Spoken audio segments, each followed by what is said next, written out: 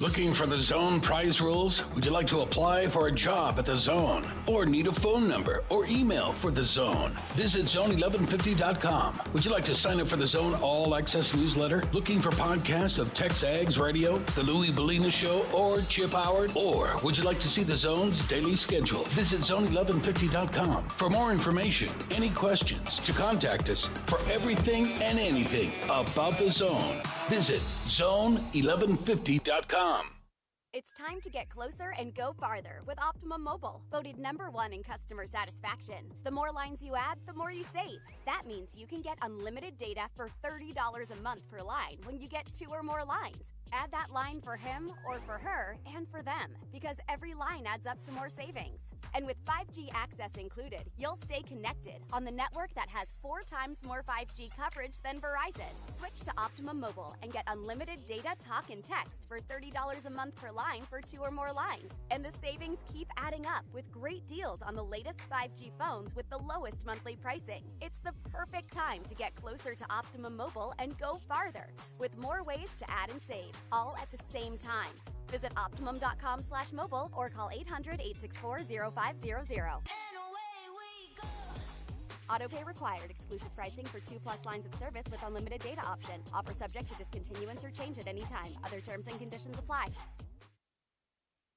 I couldn't help but notice that your jaw dropped at the same time as your tailgate. Do tell. It's my first tailgate of the season, and I forgot to grab the food and drinks. Now I'm just standing in a parking lot with a hot grill and empty coolers. Pump the brakes on your tailgate hate, for Specs has thousands of ways to raise your team's spirits with a colossal selection of world-class wines, hard-to-find spirits, and ice-cold seltzers and beers. What say the parched Parker now? My parking lot faux pas was no match for Specs' plethora of low-priced perfection.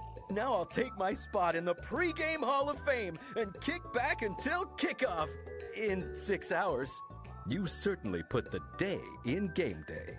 And with Specs' lower prices, you'll save enough for tickets to the actual game. You're welcome.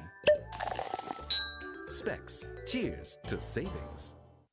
The golf may be miniature, but the impact is major. Join the Salvation Army of Bryan College Station for Putting the Most Good, a mini golf tournament with a mission on Thursday, October 20th at 10 a.m. at Big Shots Golf. Register your team of 2 in a friendly competition with prizes for the winning team. Funds raised will help the Salvation Army continue their important services in our community. Sponsorship opportunities available. Join us in doing the most good by putting the most good, October 20th at Big Shots Golf. Register now at salvationarmybcs.org.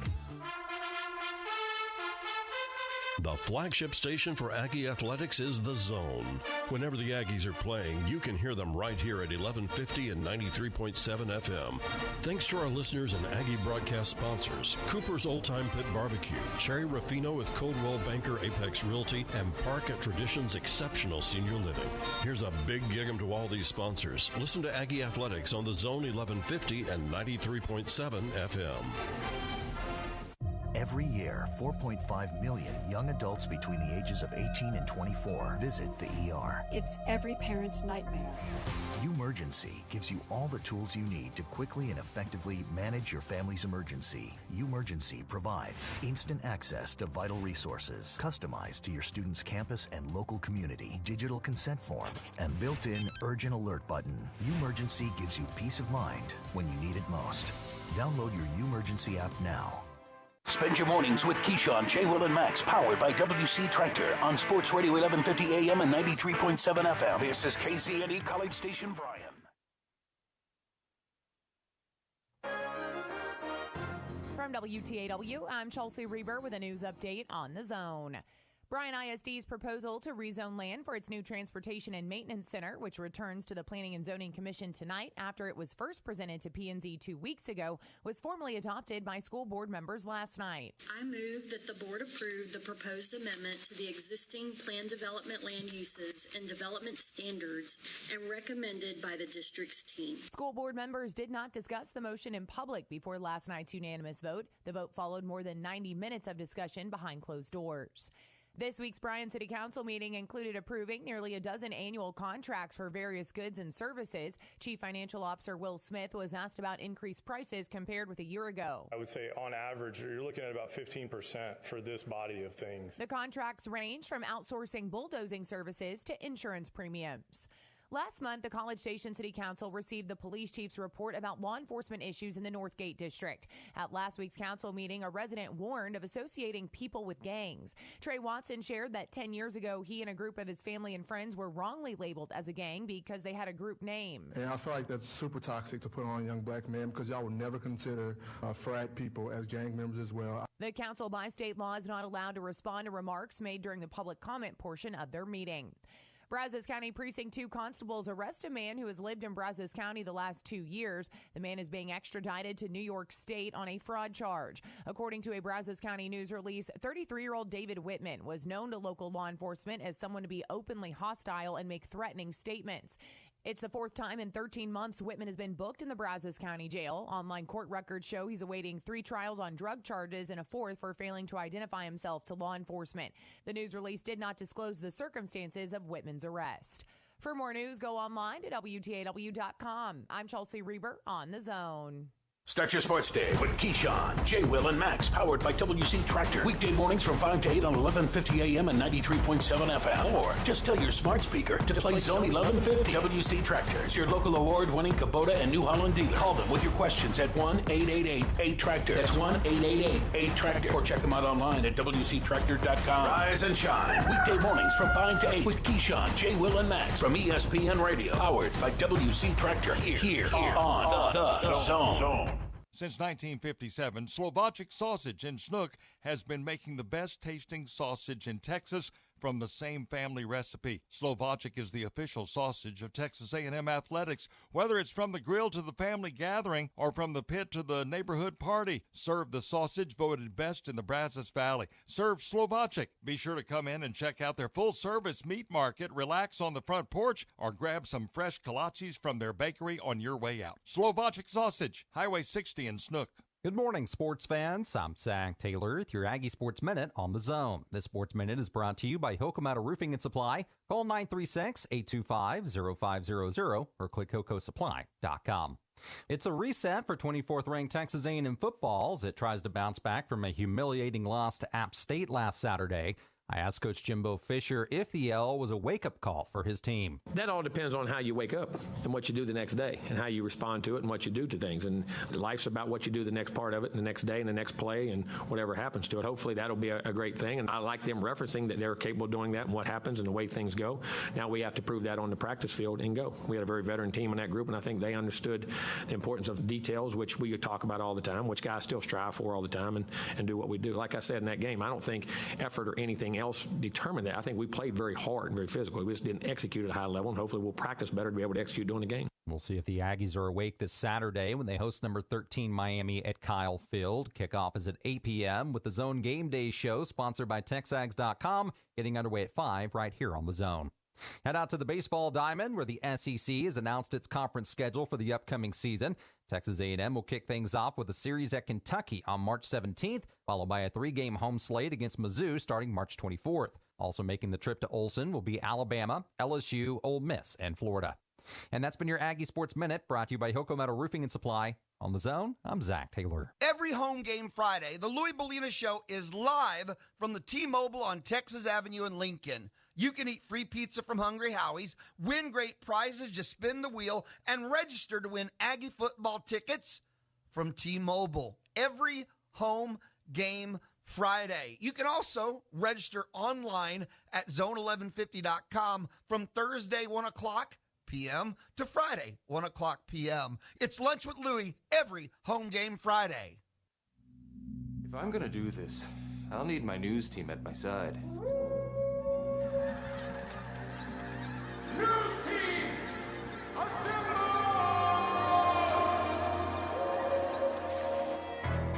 Howdy, Aggieland. Welcome to the SEC. Our program will be built on 4 principles in which I talk about all the time: toughness, effort, discipline, and pride. Dang it! I'm going to have to buy that boy cream cone. Now I'm distracted on my point. What were we talking about? It's bullcrap. All I care about is winning. Show me the dang baby. You do it till they do it right, and then you do it till they can't do it wrong. Go get him. Why are you dancing around? Eat him like he's a steak.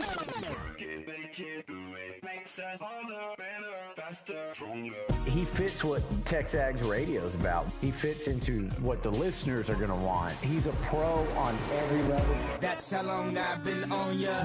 It's Nuño and the crew on TexAgs Radio, right here on Sports Radio 1150 AM and 93.7 FM. The Zone. You know how long I've been on ya. Since Prince was on Apollonia. Since OJ had ice. So I'm starting to watch sports again. Slowly but surely. I do this show, so obviously I'm in the sports world, but it's taken me about 3 or 4 days to kind of like, all right, let's see what they're saying on the Cannell and Dusty show, and what are they saying on SEC Network. It took a while, all right, but I'm starting to get back in because I woke up this morning, don't want to say feeling good, just feeling better, feeling optimistic for this Miami game. I walked into studio today and I told OB, that's your name, right? OB? Yeah, well, that's actually my initials, but close enough. Olin Buchanan. By the way, it is the Go Hour, and we are presented by the warehouse at CC Creations. Maroon Never Looks So Good With You. TexAgs Radio, presented by David Gardner's Jewelers in the Rollo Insurance Studio. So I walked in, I was like, you know what, man? Something to tell, like, I feel good about this game this weekend, and I don't know why. Maybe it's because I'm a dumb fan. Maybe it's because I'm a dumb reporter. Maybe I just have seen this story play out before to where a lot of talent figures it out. Veterans return to the lineup, potentially a different quarterback, and things catch lightning in a bottle. Maybe it goes back to the way it's supposed to be. That's how I'm feeling right now. Am I crazy, OB? No. I think, well, I would bet that you will see A&M's best effort, the absolute best effort this week. What I'm curious is, what does the best effort look like? Yep. But I have no doubt that you're going to see a team that is more focused and more driven than ever this year, because when you have a humiliating game, when you're humiliated, and I would imagine that they should be, that you go back and look into redeem yourself. And so I think with a team like Miami, a Power 5 team that is ranked ahead of you and all those things, that you're going to see a team come out and really hungry to get that bad taste from last week out of their mouth. Yeah, look, there are a lot of question marks I still have. All right, and there are some obvious issues with the offense. But I'm going to just present to you a couple of situations. The pass to Aniyah Smith that we have brought up in the middle of the field a couple different times, which when I first saw it, bam, bam, I was like, Aniyah should have caught that. Then you said, no, that was thrown behind him. You make that catch, you get a little bit of offense going. Potentially it's a shorter field goal, potentially you get the first down, but a lot of things can happen, right? There were plays to be made, even though it felt like they only had the ball for like 5 minutes, right? They had the ball for 18:41. You make a couple of plays, get your defense a little more rest, and start getting first downs to where the clock goes in your favor, things feel different in that game. Yes, you're still not happy with the offense, but you make a couple plays. If there is a change at quarterback, if it's Haynes, it's Haynes, and hopefully he grows up. If it's Max, he didn't have a great offensive line last year. He was able to throw some darts, and he got hit, and guess what he did after he got hit? He got up. And I know against A&M, he got up and just kept throwing and made some big plays. So I would think that A&M will get better quarterback play because either Haynes is going to play better or Max is going to play better. And if he doesn't, then maybe you look at Connor Wigman. But you know what? We also don't talk about because it's easy and it's correct to scrutinize Haynes King now. But, you know, Evan Stewart, who we love and everybody's so excited about, and he's trying to make a play. Yep. But he fumbled. And, you got to tell everybody, ball security first. Getting that extra yard is fine, but take care of the ball first. And take care of the ball. That's a lesson I'm sure he learned. Or if the scoop and score would have counted. There's so many different things. I never thought that was. Yeah, you from the beginning. Yeah. But, again, there were plays there, momentum-changing plays, had they gone in A&M's favor. Again, we're still here talking about the issues with the offense. That doesn't change that. But I would much rather be 2-0 than 1-1 with the hardest part of your schedule coming up. What you just got to do is you got to see what these guys, what they didn't do last week, can they do it this week against Miami? And let's recall, now I know Miami's different. Every team's different, and they've brought in transfers and whatnot. But this is a Miami team that needed a field goal in the last minute to beat Appalachian State last year. Yep. The big difference was that A&M had a chance to tie and go into overtime and missed. They missed theirs. Miami's guy made his. So is it a step up in competition? Absolutely. Is it a dramatic step up? I don't know. Maybe not. They've struggled with Southern Miss, at least for a half. So if A&M does step up their game, if they do execute the plays as designed, and if they do show themselves to be tough and gritty and ornery and all those things at the line of scrimmage, then you may see A&M bounce back in a big way. Hard to win games when you are playing with just defense and special teams because they played that game without offense pretty much. Seemed like it. Right? So, and I don't care if you're playing, an FCS school. If you don't have offense, very hard to win games. I think they're going to have some offense this week. I'm not saying they're going to have Ole Miss. They're not going to have, I'm not saying they're going to score 50 points on Miami, although I would gladly take it. I'm just saying they're going to move the ball. Well, let's hope. I think that getting Bryce Foster back, I don't know at what percentage he is. Are we going to get 80% of Bryce Foster? But I think that's going to make a difference. I wonder if the snaps will make a difference. Just the snaps alone. If he's the center. Yeah.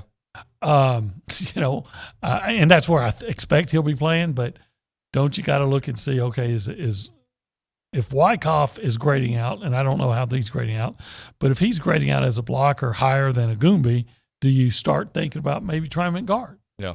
I mean, I don't know. I assume he's going to play center, though.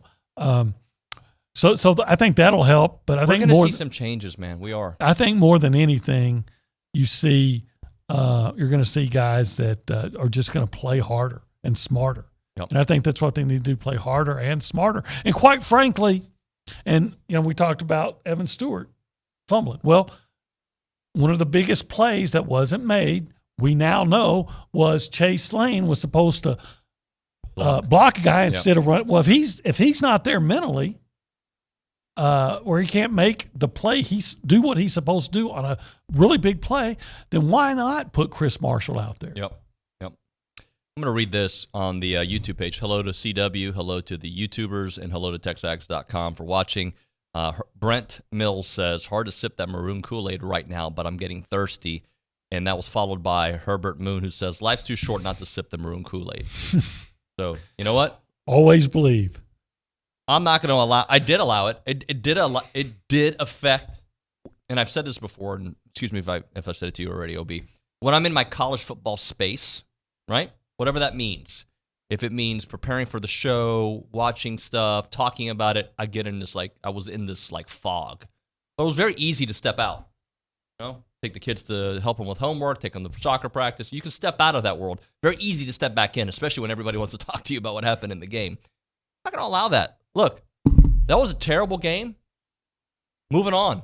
I am not going to allow that game, at least for right now, tell me how the season's going to play out, because I am allowing this coaching staff a chance to adjust, and we've seen them adjust before. We saw them adjust right before the Alabama game. I'm not talking about the results, but they made some changes on the line. Part of it's because they had to. But they made some changes. I expect some plays down the field to happen, and I do expect the tight ends to be used. That's just how I feel. I'll see if I'm wrong. Well, I expect changes. I don't know if I'm ready to go with the whole, that the tight ends are going to be used now. Define used, because they were wasn't used much, but they were used against Alabama. Appalachian State. Didn't Donovan Green have a catch early in the game and never saw again? But that's what I mean. More of like I feel like that's part of the DNA for this team. Even though they're trying to open it up. I'll gladly take the short runs if it means you're moving the ball. I want the ability to go deep when you have to go deep and making defenses be honest. I just want them to move the ball and score. I don't care what the personnel is. But, there is too much talent on that offense. It bewilders me how you can have an offense with an Aya Smith and Devon Achane and score one offensive touchdown against Appalachian State, who gave up 61 points. But, again, maybe the biggest thing they need is an attitude adjustment. Maybe a little, and some vets. And so we go in to this game on Saturday, questioning, not as confident as it used to be.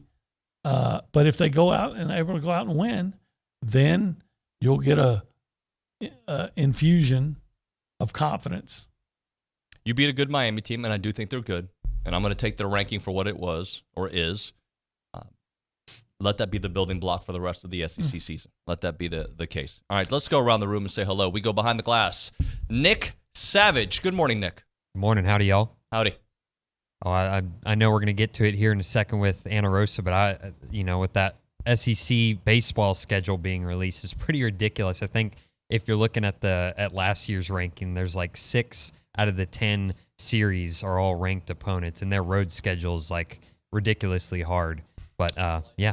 Yeah, in fact, let's go to Ana Rosa there at the News and Social Center. Thank you very much, Nick. If you want to be a part of the show, by the way, you can text us on the A&B text line, 979-693-1150, A&B at College Station branch of the Amarillo National Bank. Good Texas banking, the website, anb.com. Good morning, Ana Rosa. Good morning. So you want to go through this little SEC schedule that we've got? I guess it came out yesterday afternoon. The Ags baseball team do have a little tough challenge out there. They do, yes. So starting in March, the Aggies will travel to Kentucky. Then they'll play Missouri at Olson. And then at the end of March through April 2nd, they'll play at Mississippi State. And then in April, they'll start off playing at Auburn, then come back to Olson for games against Alabama and LSU, both at home. And then at the end of the month, they'll travel to Tennessee. Then in May, they will open out at Ole Miss, against Ole Miss at Olson, then travel to Arkansas, then come back to Olson for a game at Florida. And at the end of the month, the SEC tournament will take place in Hoover, Alabama. Well, look, every year is its own year, but I have so much belief in what Schloss is doing over there, his ability to get that team. Hey, somebody brought up the point that football is different than baseball, that you have a lot more time to get things turned around. But because there are so many games, if you start losing in the SEC, you can get buried real quick, OB, and that was not the case with Schloss and company. No, and it's going to be a tough challenge every year. Yeah. You look at it, well, Vanderbilt's not up there. Right. It was Georgia. So that's just how many good teams there are. The SEC is stronger in baseball than it is football. So that's just the way it's going to be. What I look at is thinking, man, be sure to pack warm. I've been to Kentucky in March, and it might as well be like January here. Yeah. Let's, Ana Rosa, I know we're going to do the word of the day here in a moment, but there's a couple text messages that came in just to kind of, put an exclamation point on my opening talk, which was a little more optimism than I've had. Chase in Houston, you got Dave in Houston as well. Chase in Houston says, "You're not dumb, Hefe. When a big dog gets kicked, it's time to bark back with the biggest bite, and that starts on Saturday." And was the other one David you wanted to read? Sure, why not? Okay. Why not take a chance on Wegman after seeing how well Ewers performed this early in his career? That's from David in Houston. A couple things to that, and OB, I'll let you finish it off. Ewers at least has been in a college program for over a year. That's A. B, you have Max Johnson, so you don't have to use Connor Wegman just yet. Yeah, I think you hit the nail right on the head there. If Wegman is ready, okay, sure. But you do have Max Johnson, who has 14 games of starting experience in the SEC and has been pretty good. Threw for 2,800 yards last year and 20-something touchdowns. So and you need a win. you need a win. And quite frankly, as much as it as much disdain you have for last week, and as much as it seems unlikely now, everything you're playing for and you want to accomplish this year still there. Yep, absolutely. Let's go back to Ana Rosa with, we haven't had a lot of fun on the show this week. Let's have some fun, OB. Let's make fun of Ana Rosa's word of the day. Let's go. All right. Yes. Okay. Today's word of the day is not necessarily a word because you all probably know what it is, but it's more of a phenomenon, which is the phenomenon of minions. David, I hope you're following because I know you have younger children. Okay, I know the Minions. I'm not a big fan of the Minions because you can't understand what they're saying, and I like English, but, I like Spanish too. Oh, wait. Well, there have been quite a few movies released, starting with Despicable Me. I believe there's 3 of them. Yep. And then the second Minions movie that was released this summer in July, called Minions: Rise of Gru. I, for one, went and saw the midnight premiere, and it was incredible, spectacular. But this phenomenon started with a group of gentlemen around my age, maybe younger, in high school, who called themselves the Gentle Minions, all dressed up super nice in suits. About a group of like 30 of them walk into a movie theater, all to see Minions.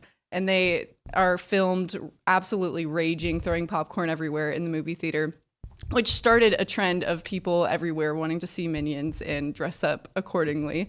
And so since then, Minions has kind of taken off, grown in popularity. And as of this week, Crumble in College Station, and I think there's Crumbles everywhere, have released cookies that are Minions flavored. And so one of them is banana cream pie. The other one is dirt cake, Minion confetti, yellow sugar. So Minions is just really growing in popularity, and I don't really understand it. I know some people that have made the Minions their ringtone, and whether it's that banana song or whatever, it's just strange. So I don't know if you guys are aware of it, but they're there. I'm not.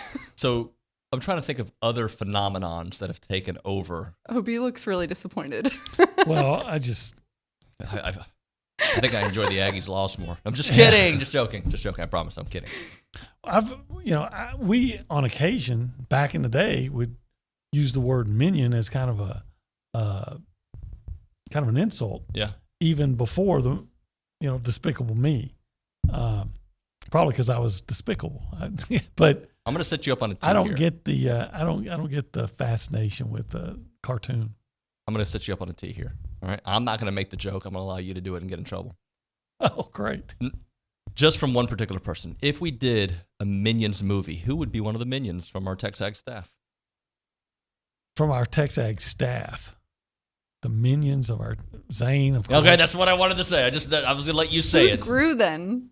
Who's the head honcho? In Billy. Billy's the head honcho. Yeah. I don't know. I don't even know who Groot I've never is. seen any of the movies. I know Groot from Guardians of the Galaxy. I saw for about 8 years, I saw every cartoon movie that came out, right? And then my son lost interest, and I never have been to a cartoon movie since. I will tell you, the Spider-Man cartoon movie that came out a couple years ago, Into the Spider-Verse, yeah, phenomenal. Even like OB would enjoy it. Maybe, but I'm not going to find out. I gave up cartoon movies. Cars was the best, and Finding Nemo. Those were the two best cartoon movies I saw.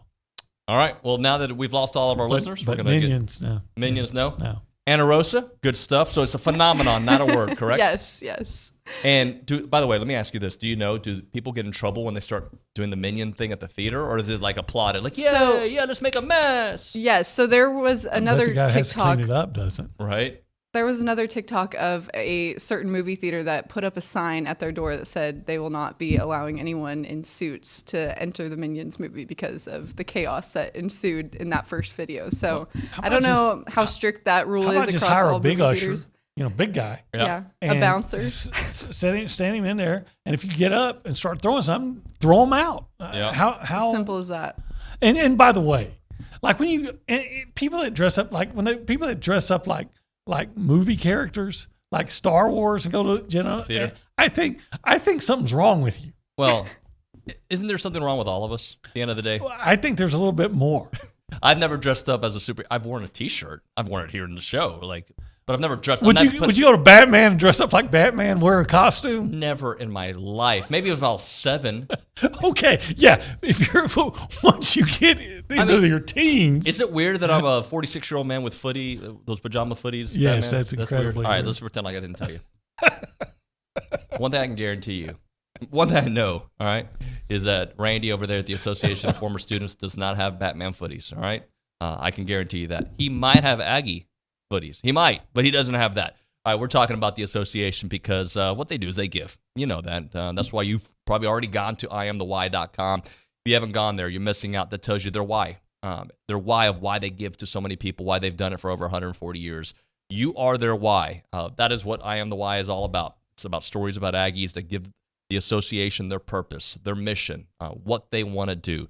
Your stories are on there, and you can upload it right now. You can go there to IamTheWhy.com right now and tell them all your story. It's a collection of A&M stories through perspectives of Aggie lenses that is just so much fun to watch. You can spend a long time on there, just go video to video and just enjoy it all. It is IamTheWhy.com. Again, that website, IamTheWhy.com, shows you why A&M's number one and why they do it for you. IamTheWhy.com. I'm Chelsea Reber with your community calendar on The Zone. The Rotary Club of College Station invites your children to go wild with Roar, Rotary, and Reading. Saturday, September 24th from 10 a.m. to noon at the Mounts Library in downtown Bryan. Troop Over the Hill presents a celebration of Carol Burnett Revival. Performances are September 23rd, 24th, and 25th at the Main Street Playhouse in Normandy. For times and ticket reservations, go online to troopoverthehill.com. 5 alumni and supporters of Blinn College will be inducted into the Blinn College Alumni and Friends Association's Hall of Honor during a ceremony on Friday, September 30th. The ceremony will be held at 11:30 a.m. in the Janice Sneed Banquet Room in the Brenham Campus Student Center.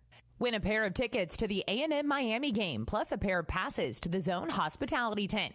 Make sure to stop by the T-Mobile on Texas Avenue in Lincoln this Friday from 11 a.m. to 1 p.m. for your chance to enter. That's your community calendar. I'm Chelsea Reber on The Zone. Come experience The Warehouse at CC Creations, the world's greatest Aggie shopping experience. With 28,750 square feet, The Warehouse at CC Creations is the Guinness World Records title holder for the largest collegiate merchandise store in the world. We are your one-stop shop for your entire family to stock up on Aggie apparel and gifts. Shop in-store 7 days a week or online at thewarehouseatcc.com. Keep the tradition. Shop The Warehouse, located at 114 Holloman, just 1 mile south of Kyle Field. Howdy, I'm Hunter Shurtleff of the Shurtleff Law Firm. You've likely never thought about needing a personal injury lawyer. I understand why my clients that have suffered a severe injury tell me the process is difficult. Dealing with recovery, medical bills, lost time at work, and insurance adjusters is just too much. Insurance companies employ a huge staff of adjusters and attorneys to work against you. My goal is to let my clients get better and let me deal with recovering the medical costs and working with the adjusters and attorneys. I want to keep helping our community and delivering justice for those who need it most. For a free consultation, go to bcsattorney.com. If you have a debit card, you're used to spending money. But what if your card actually ended up earning you money? That's not exactly normal, but that's what you can get at A&B. It's called Kasasa Cashback Checking. Don't mind the weird name. What you need to know is that it's a free account with cash rewards. Use your debit card for everyday purchases, and we'll pay you cash back every month. If that doesn't sound like normal banking, well, guess what? We're not a normal bank. So contact A&B today and ask for Kasasa or visit ANB.com. Equal housing lender, member FDIC. There's something special happening in College Station. Because there ain't a better place to go to school and play ball. We don't like it, we're coming on. Get used to it, all right? We ain't going nowhere. Bring the noise, 12th man. This is our time. Join us Saturday. Texas A&M hosts the Miami Hurricanes. Our coverage begins at 7 p.m. on your home for Aggie football. The Texas A&M Sports Network. Gig 'em. Listen to Aggie football on 1150 AM and 93.7 FM. Online at radioaggieland.com. Or tell your smart speaker to play Zone 1150.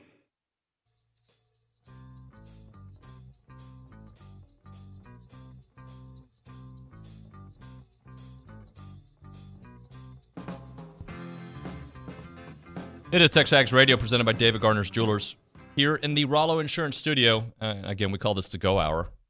We're going. It used to be for Gabe and Olin. Now it's just how we start the day. We go, Gadget go. That is brought to you by the Warehouse at CC Creations. Maroon never looked so good with Maroon U. All right, OB, it's now time for our Heisman Watch, brought to you by the Shurtleff Law Firm. Shurtleff Law Firm, delivering justice for those who need it most. All right. There was a time that our buddy Devon Achane was on your list. That's not, I'm assuming, anymore. I've read it, so I know he's not on there right now. Hopefully he can get back in there. We're a long way from that. Let's talk about who your guys are. Yeah, a lot of people complain. They say the Heisman Trophy is just a quarterback award now, and I would say, yeah, it's becoming that. But who would you say that's not a quarterback right after 2 games that would be a Heisman contender? I'm going to start off with Caleb Williams, the USC quarterback. He threw for 341 yards and 4 touchdowns that went over Stanford. He has 590 yards passing and 6 touchdowns through 2 games. Yep. Number 4 of Stetson Bennett of Georgia. Why not? Yeah. He's completing 75% of his passes. He's thrown for 668 yards and 3 touchdowns and run for 2 for a team that looks like it might be the best team in the country, and he's part of that reason. Number 3, I'm hanging with Bryce Young, the Alabama quarterback. He wasn't sharp in that 2019 victory over Texas. He only had 213 yards and 1 touchdown. But what did he do when the game was on the line? When the game was on the line, he completed 5 of 7 passes for 41 yards and had a 20-yard run in leading Alabama to that game-winning field goal. He's done that a couple times. The Auburn game comes to mind. When they needed him to be at his best, he was at his best, and then against Texas. Right. And then number 2, I've got K.J. Jefferson, the Arkansas quarterback. He was efficient in that 430 victory over South Carolina, completed 18 of 21 passes. We'd like to see that here for 162 yards and a touchdown, but he also rushed for 67 yards and a touchdown. So far, he's thrown for 385 yards, 4 touchdowns, rushed for 123 yards, 2 scores, real dual threat. And number 1, and I think there's some space now, is C.J. Stroud, the Ohio State quarterback. He's thrown for 574 yards and 6 touchdowns with no interception. Last week, 351 yards and 4 touchdowns. It was over Arkansas State, but I guess we're learning not to take those Sun Belt teams for granted.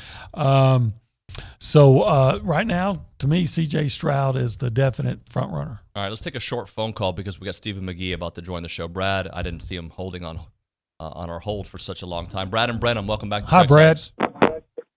Hey, good morning, guys.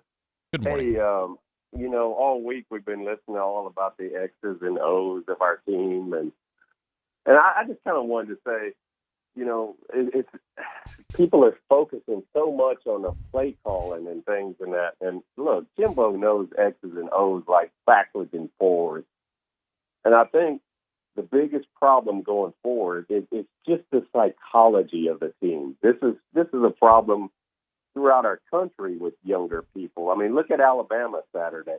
For much of the game, it looked like those players wanted to be somewhere else. They had all of these penalties. They looked like they were running in concrete shoes. And then when they needed to pick it up, a few of the players, like the quarterback and a few of them, they just pushed them on through. But even Saban, even last year and this year too, you'll see they won't win by as much margin anymore because it's harder to keep kids motivated. And now that you're giving them money at these top programs, it's even going to be worse to keep them motivated. And everybody, why are they coming out flat? Why, these are the things, to me, the challenges that the coaches, that's going to be new to all of these coaches. And, that's going to be the new challenge going forward, to keep kids motivated, because you're going to get the talent. It's just, you see when A&M plays motivated to play, like last year, it played right with Alabama. And then you turn around and you play like you did last Saturday. It looked like some of the players could care less whether they were there or not. You could just, and all of the former players, I didn't see the heart, the intensity. I mean, people our age, David, I'm a little older than you. You can't understand because it's like, man, I would have sawed my left arm off to play in front of 100,000 people, to be motivated. And also, guys, I just wanted to also thank y'all for being so professional, because I know one of the guys that was asking questions in Jimbo's press conference, I won't name the name, but when he said about would he look into getting a coordinator, or would his ego get in the way? I just thought that was so unprofessional for a sports writer that's been doing this for years. That you would never see Billy sit at y'all's table and ask Jimbo, hey, would you consider getting a coordinator, or is your ego going to get in the way? It just, those things, it just, to me, that's not an Aggie. Brad, we got to drop it there, man. We're up against it. I want to thank you guys. Yeah, because you and Olin, y'all ask the tough questions, but you do it in a respectful way, and I appreciate that. Thank you, Brad. We appreciate you, buddy. Thanks so much for the support out there. Obi, we can talk about that here maybe in a little bit with Stephen. But right now, it's time for caller number 1. We're going to give you a free car wash from Aggieland Express Car Wash in South College Station off of William D. Fitch in Greens Prairie. Aggie owner and operated with the friendliest staff and a personal touch. They offer a monthly membership. We'll give the first caller a free car wash right now from Aggieland Express in South College Station. 979-693-1150. It's the sleepiest guy on the radio. He would legit go to bed at 8 p.m. 8 p.m. It's David Nuño on TexAgs Radio on the Zone. Here's Brad Beard of Intercon. When we started Intercon in early 1991, we were well aware that we would be competing with some companies that use unscrupulous techniques to make a quick sale, such as bait and switch, or 40% off if you commit today, or misleading, incomplete quotes. Intercon's practice is to be completely honest and encourage prospective customers to talk to our former customers. We've encouraged customers to get multiple quotes. We are confident and proud of our value proposition for windows, glass, and solar screens. We never want anyone to rush into a decision they will regret in the future. Just remember, warranties are only as good as the people who provide them and are servicing the area when situations arise. This is our home and only marketplace, and we will protect our home turf. You've probably heard the saying, the buck stop here, and that is with me, Brad Beard, president and co-owner of Intercon LLC. Whether you have new construction or an existing home, let the fine folks from Intercon help your home energy efficiency year-round. Call Brad Beard of Intercon today at 823-3639. That's 823-3639. The flagship station for Aggie Athletics is The Zone. Whenever the Aggies are playing, you can hear them right here at 1150 and 93.7 FM. Thanks to our listeners and Aggie broadcast sponsors, Schulte Roofing, Gulf States Toyota, Hargrove Insurance, and Twin Peaks. Here's a big gig to all these sponsors. Listen to Aggie Athletics on The Zone 1150 and 93.7 FM. Hi, this is Jeff Vanderwood with Veribank. Veribank is continuing to grow in the Brazos Valley with a brand new full-service banking center on Highway 6 in front of Academy. We have a team of genuine bankers specializing in personal and business banking, wealth management, and investor real estate lending ready to serve you. Veribank is here to help you succeed financially, and you can bank on it. Visit Verabank.com today. That's VERA Bank.com. Verabank. Member FDIC, Equal Housing Lender. Frost Bank is proud to be the title sponsor for the 2022 Chamber of Commerce Lobster Fest and Golf Classic. Howdy, I'm Jason Cornelius, community leader with Frost Bank and your incoming board chair. Join me for a weekend of food and fun for a good cause. Enjoy a steak and lobster dinner on Friday, September the 16th. Reserve your bay for a first ever Big Shots Aggieland competition on Saturday and Sunday, and then tee off on Monday, September the 19th at Pebble Creek Country Club for the Golf Classic. Support your Chamber of Commerce and reserve a table, register a golf team, or become a sponsor. Log on to bcschamber.org for more information.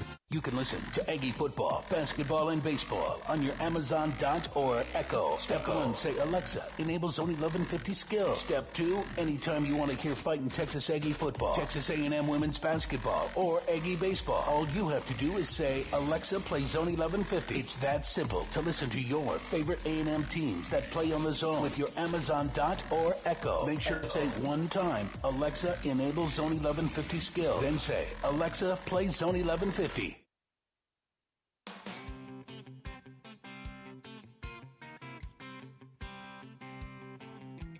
15 kids in there.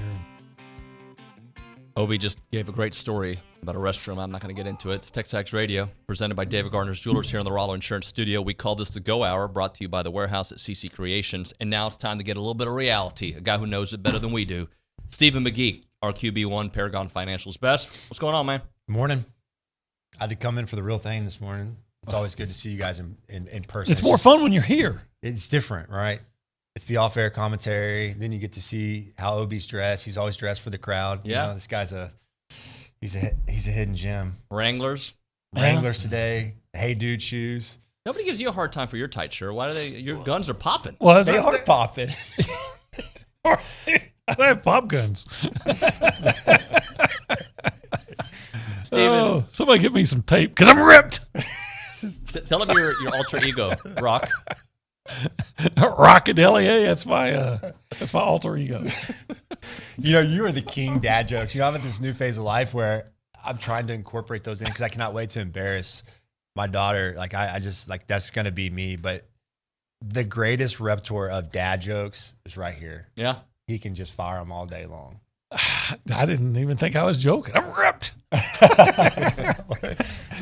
Stephen, I texted you this morning. Look, grief is not the right word for where we are, but it sure feels like it's been in that kind of cloud. Have you moved on to more optimism, or where are you?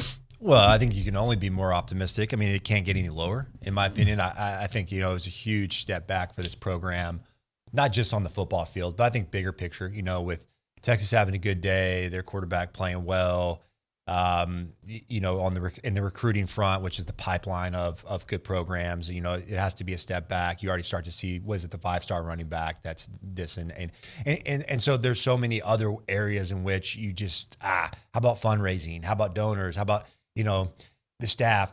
All that stuff is now you're working uphill, right? And the good news, though, the optimistic side of it is if you have any guys over there that have any pride about themselves and what they do and wanting to win and be a winner, if you love the game, you're pissed off. And there's nothing better than a bunch of pissed off guys, right? It's just a bunch of caged up lines that are ready to go eat somebody, And so I'm excited to see what happens this week. I really think you're going to see a different football team. And if you don't, then that's really a cause of concern for me is after all of that happened, I would be disturbed as a former player and as a fan if what we see this Saturday isn't much improved. How would you fix it? That's $1 million question, or 9, I guess. I would say, unfortunately, look, I've played the position. I get it. It's not a bash on Haynes week, but everything starts at the quarterback position. Obviously, the play calling, right? Playing with some more tempo, getting some rhythm, getting some easy plays, easy completions for whoever the quarterback is. But we do know that you can criticize all the other positions, but at the end of the day, everyone's going to point to the quarterback. Like no one's going to be like, oh, let's bench the right tackle this week. Well, he didn't play well, right? And neither did a lot of the offensive line. Should we bench the center for the snap? Should we? No one's saying that. Everyone's talking about should we bench the quarterback, right? But I think that they have so much more impact on the outcome of the game. It's the most important position in sports, and so right now, I just think that you got to make the gimme throws that are there to be had, right?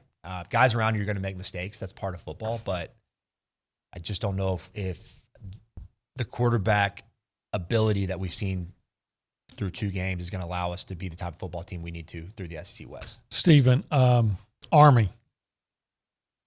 You guys went out and y'all are fortunate to beat Army, right? Y'all had to come from behind. We threw a flea flicker to get back to win that game. And people were up in arms, I'm sure. Do you remember what it was like, the reaction was? Oh, that's my entire career. but what I want to say is, what do you remember what happened after the Army game that year? Mm-mm.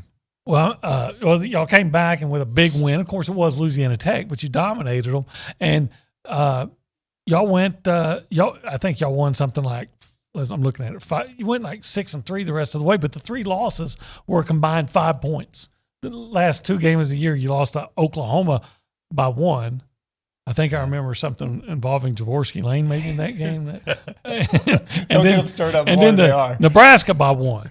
So you're that close to have it, and then lost to Texas Tech by 4. So 6 points. So last play of the game on that close one. to having that close to having just an amazing season. What changed from going from barely beating Army to being on the brink of having a tremendous season? Is that the Fresno year too? Did we play them that year? No. You start with Citadel, Louisiana, Lafayette, and then sloshed Missouri around. was a good team that year. Yeah, I don't know. It's a great question, Obi. Those teams. I had to approach this cautiously because we were never as talented as a lot of the teams that we were playing. We had good talent, but we just weren't great, and then we weren't going to overwhelm anybody offensively, right? We were ball control, run it, try to get out of there with a close win, and that was our DNA. But eventually, you're going to play a team like Texas Tech that could give you problems, right? And because they could put so many points on the board.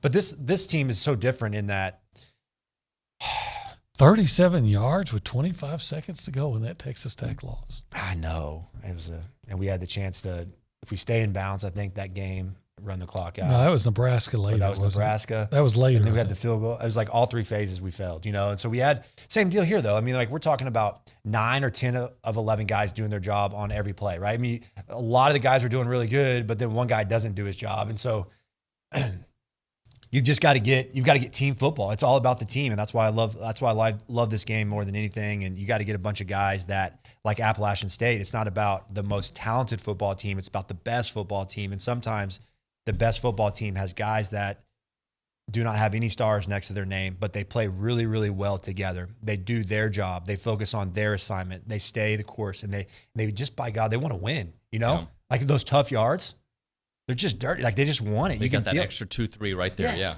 Nebraska scored with 20 seconds to go to beat them that year. Why are you trying to Who was their quarterback that year? Zach Taylor. Exactly. I'm Zach Taylor? Not that guy. one?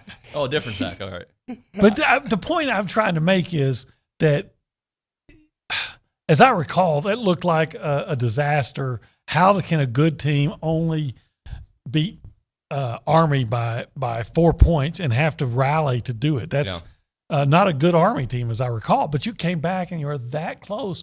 Two losses were in the last 20 seconds. Yeah. And then the Oklahoma, you lost by a point when you decided to kick a field goal instead of give the ball to Jaworski. Steven, let me ask and you how this. did you turn that around? Yeah. I don't know. We had some good guys, I guess. I don't know. Well, and my question is going to kind of go to that because I blame LeBron for where we are in sports today because he made it okay to leave and just join your buddies. And if things aren't going great, you can leave. And that's the kind of world we're in now in college football. So what do team leaders need to do in this situation to galvanize that locker room and make it so that we're going to play this season like, we're going to balls to the wall or whatever the right word is? Well, I think it emphasizes the approach that they should have anyway, right? I mean, like block out the distractions. They shouldn't be on their phone as much as they are. You shouldn't be on Instagram. You shouldn't worry about the NIL dollars. Like, you're here to win football games. Like, the NIL comes second, like, or making money or going to the NFL. That's after you're a good football player. That's after you win. Like, we're here because we love this game. We're here to win. And in order to do that, we've got to have great preparation. We've got to have great focus. I mean, that's why sports are so fair and so true. I mean, the game doesn't lie. And there's no reason that Appalachian State should have beat Texas A&M from an ability perspective. But from a preparation perspective, there's no doubt in my mind, based on what I saw, that they should have beaten us, right? Mm-hmm. And so it starts at the top. I get that. But the players got to own it too. Yep. Hey, Richard reminds us that Zach Taylor is the head coach of the Bengals now. So just to remind everybody. All right, let's do this. We'll come back. We've got some sponsor stuff to get into. We got to do That's Bullcrap. If we can, I'd like to get into buy, sell, lease as well. Let's do that when we come back. Stephen McGee is in studio. It's TexAgs Radio, presented by David Gardner's Jewelers. I'm Chelsea Reber with your community calendar on the Zone. Brazos County Master Gardeners are hosting an educational program with Daniel Hoffman from Trophy Fisheries, who will discuss garden ponds, construction, features, and maintenance.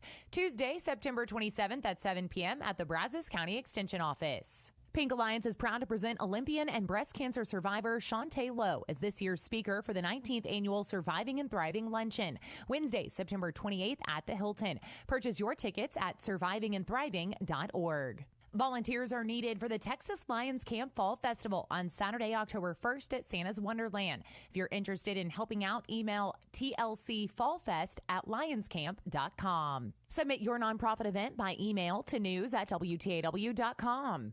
You can hear Jimbo Fisher live each Monday at 2 p.m. from Aggie Football Media Day, plus select A&M players each Wednesday on the Louis Bellina Show, all thanks to T-Mobile. That's your community calendar. I'm Chelsea Reber on The Zone. Since 1957, Slovacek Sausage in Snook has been making the best tasting sausage in Texas from the same family recipe. Slovacek is the official sausage of Texas A&M Athletics. Whether it's from the grill to the family gathering or from the pit to the neighborhood party, serve the sausage voted best in the Brazos Valley. Serve Slovacek. Be sure to come in and check out their full-service meat market, relax on the front porch, or grab some fresh kolaches from their bakery on your way out. Slovacek Sausage, Highway 60 in Snook. Hey, we're here with Jason Rollo. What makes Rollo Insurance so unique? Well, we're a business ourselves, and we grew from a notepad. And when you come from the perspective of doing it yourself, I think you understand what business owners face, because we face the same things. Technology needs, dealing with those who are clients, as well as dealing with employees, agents. We understand because we're in the same boat, and that gives us a unique perspective in dealing with people and trying to help them. Visit them at their headquarters in College Station or online at rolloinsurance.com. The biggest names in sports are on ESPN Radio. Cam Jordan and Mark Ingram, the New Orleans Saints. So am I wrong for picking y'all to go to the Super Bowl? No, you actually correct, because we got them dogs all over the field. Talking about Jalen Brunson, again, newly minted point guard, signed with the Knicks. I wouldn't necessarily call myself a savior. I'm definitely excited to contribute. Clark Lee, the head coach of the Vanderbilt Commodores. I think when we put the full force of Vanderbilt University behind this football program, and we have a niche in this conference as a top 15 school, I mean, the value proposition here is through the roof. Commissioner of the Southeastern Conference, Greg Sankey. I appreciate going to church without having to check my phone every 5 minutes when my wife hits me on the knee. And I try to explain to her, like, people sometimes need to talk to me even during the worship service. Listen in to ESPN Radio, weeknights and weekends on Sports Radio, 1150 and 93.7 FM.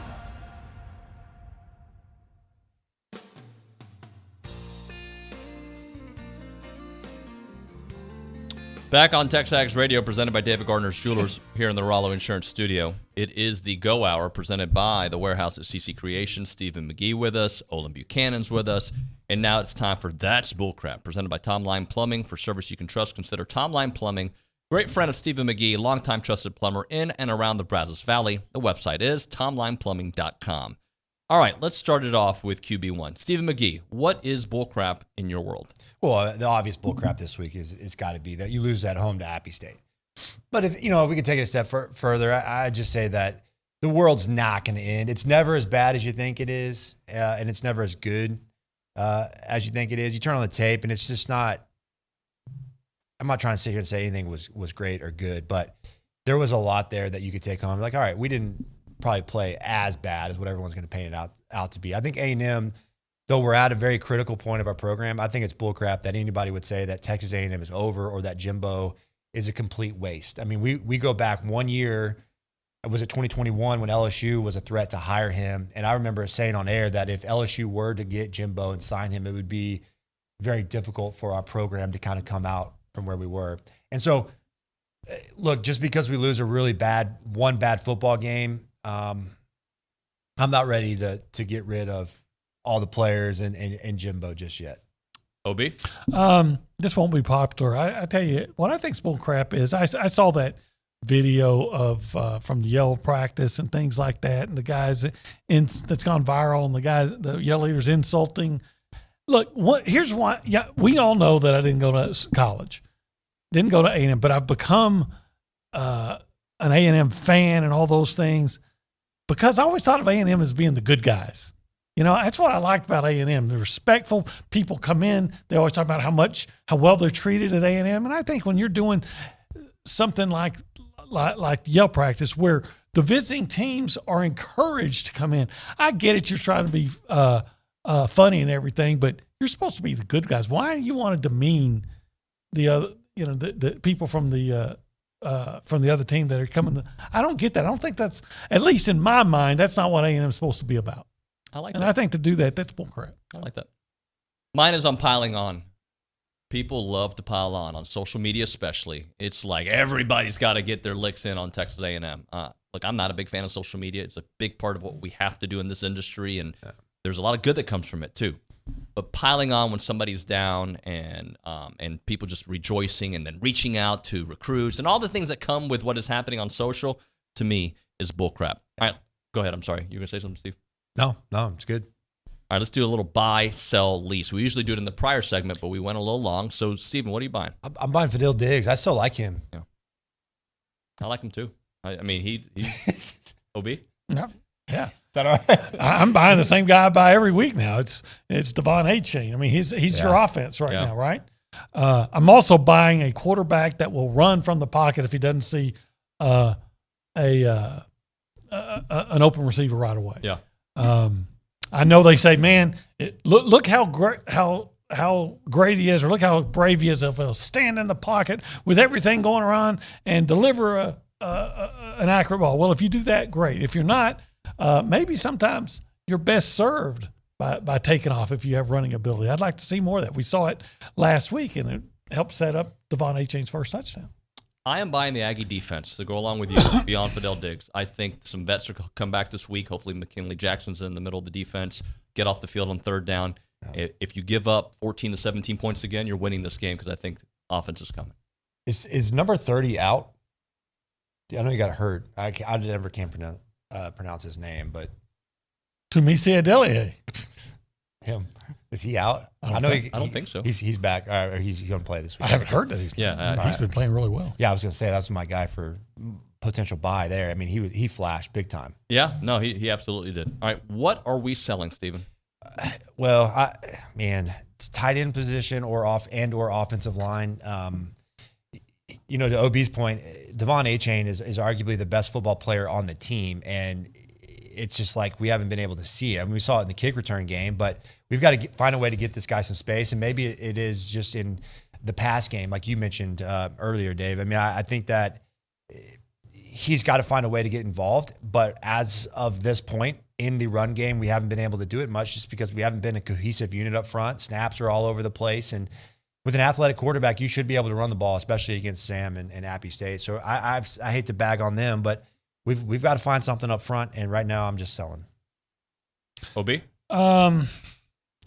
I'm selling, and I talked about this, I'm selling a 3-3 alignment or any 3-down lineman on defense because I think what's shaping up as the strength of this team on defense is your defensive lineman, and I don't know why under any circumstances when I'm loaded with talented defensive linemen, I would take one out of the game.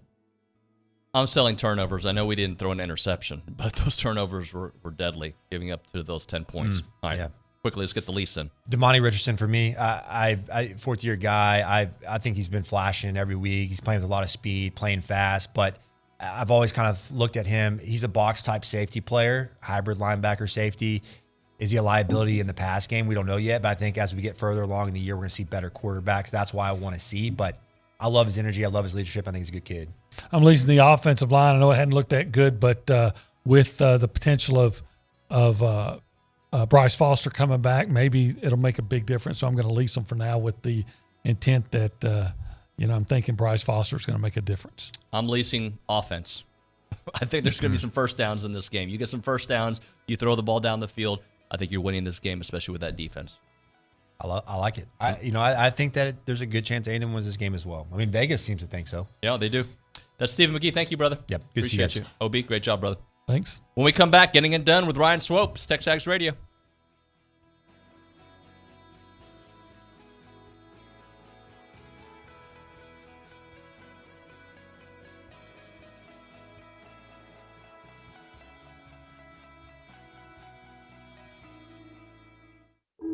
Keyshawn, J. Will, and Max. The Cowboys are in trouble. I think they know it. But they are in trouble because in the offseason, they did not acquire a backup quarterback that would be sufficient enough if something like this would happen.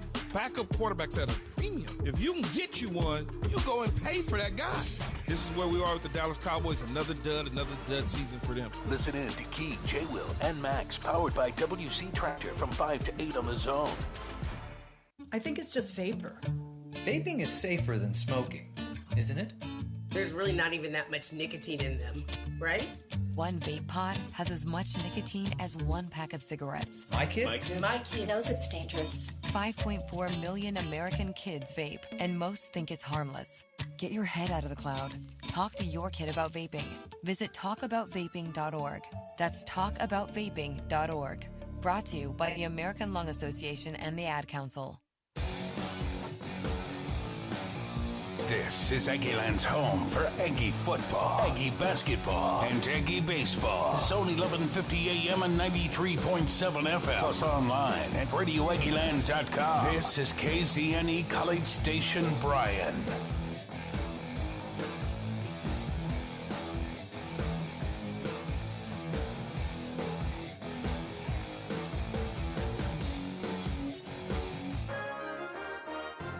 From WTAW, I'm Chelsea Reber with a news update on the Zone. Bryan ISD's proposal to rezone land for its new Transportation and Maintenance Center, which returns to the Planning and Zoning Commission tonight after it was first presented to P&Z 2 weeks ago, was formally adopted by school board members last night. I move that the board approve the proposed amendment to the existing plan development land uses and development standards and recommended by the district's team. School board members did not discuss the motion in public before last night's unanimous vote. The vote followed more than 90 minutes of discussion behind closed doors.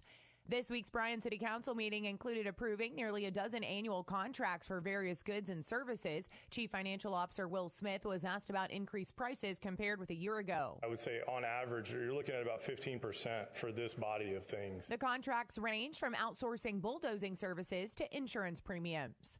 Last month, the College Station City Council received the police chief's report about law enforcement issues in the Northgate District. At last week's council meeting, a resident warned of associating people with gangs. Trey Watson shared that 10 years ago, he and a group of his family and friends were wrongly labeled as a gang because they had a group name. And I feel like that's super toxic to put on young black men because y'all would never consider frat people as gang members as well. The council by state law is not allowed to respond to remarks made during the public comment portion of their meeting.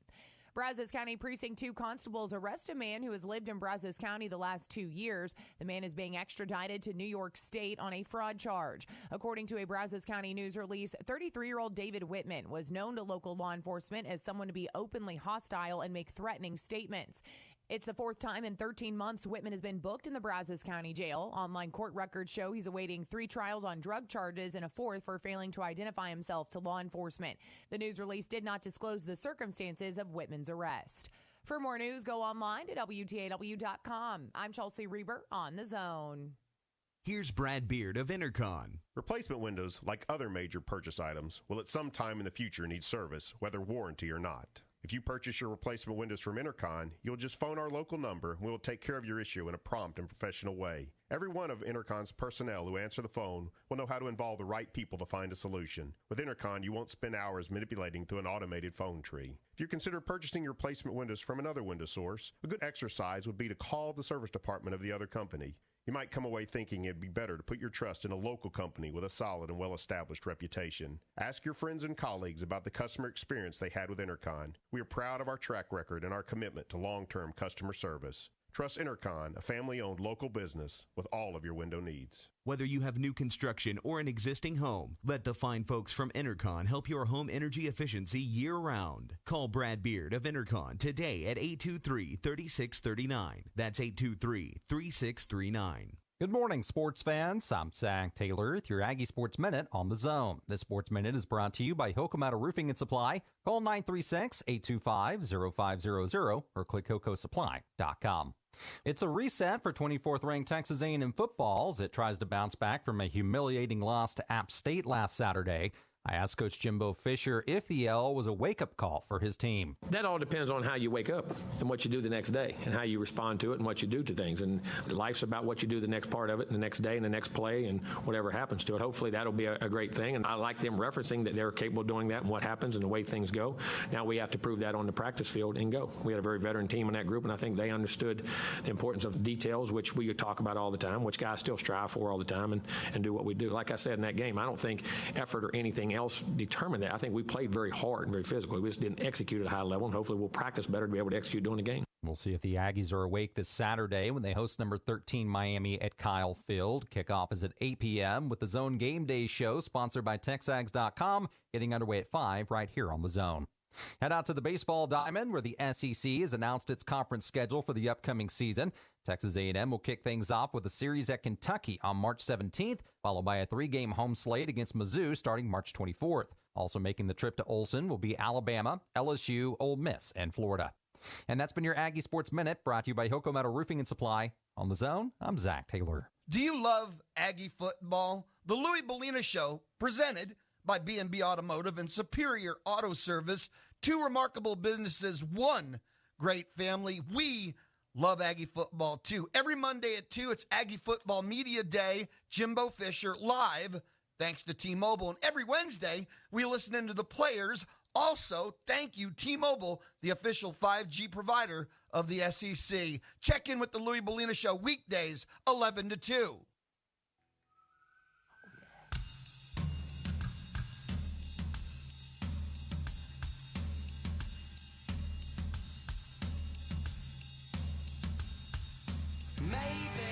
Maybe we will.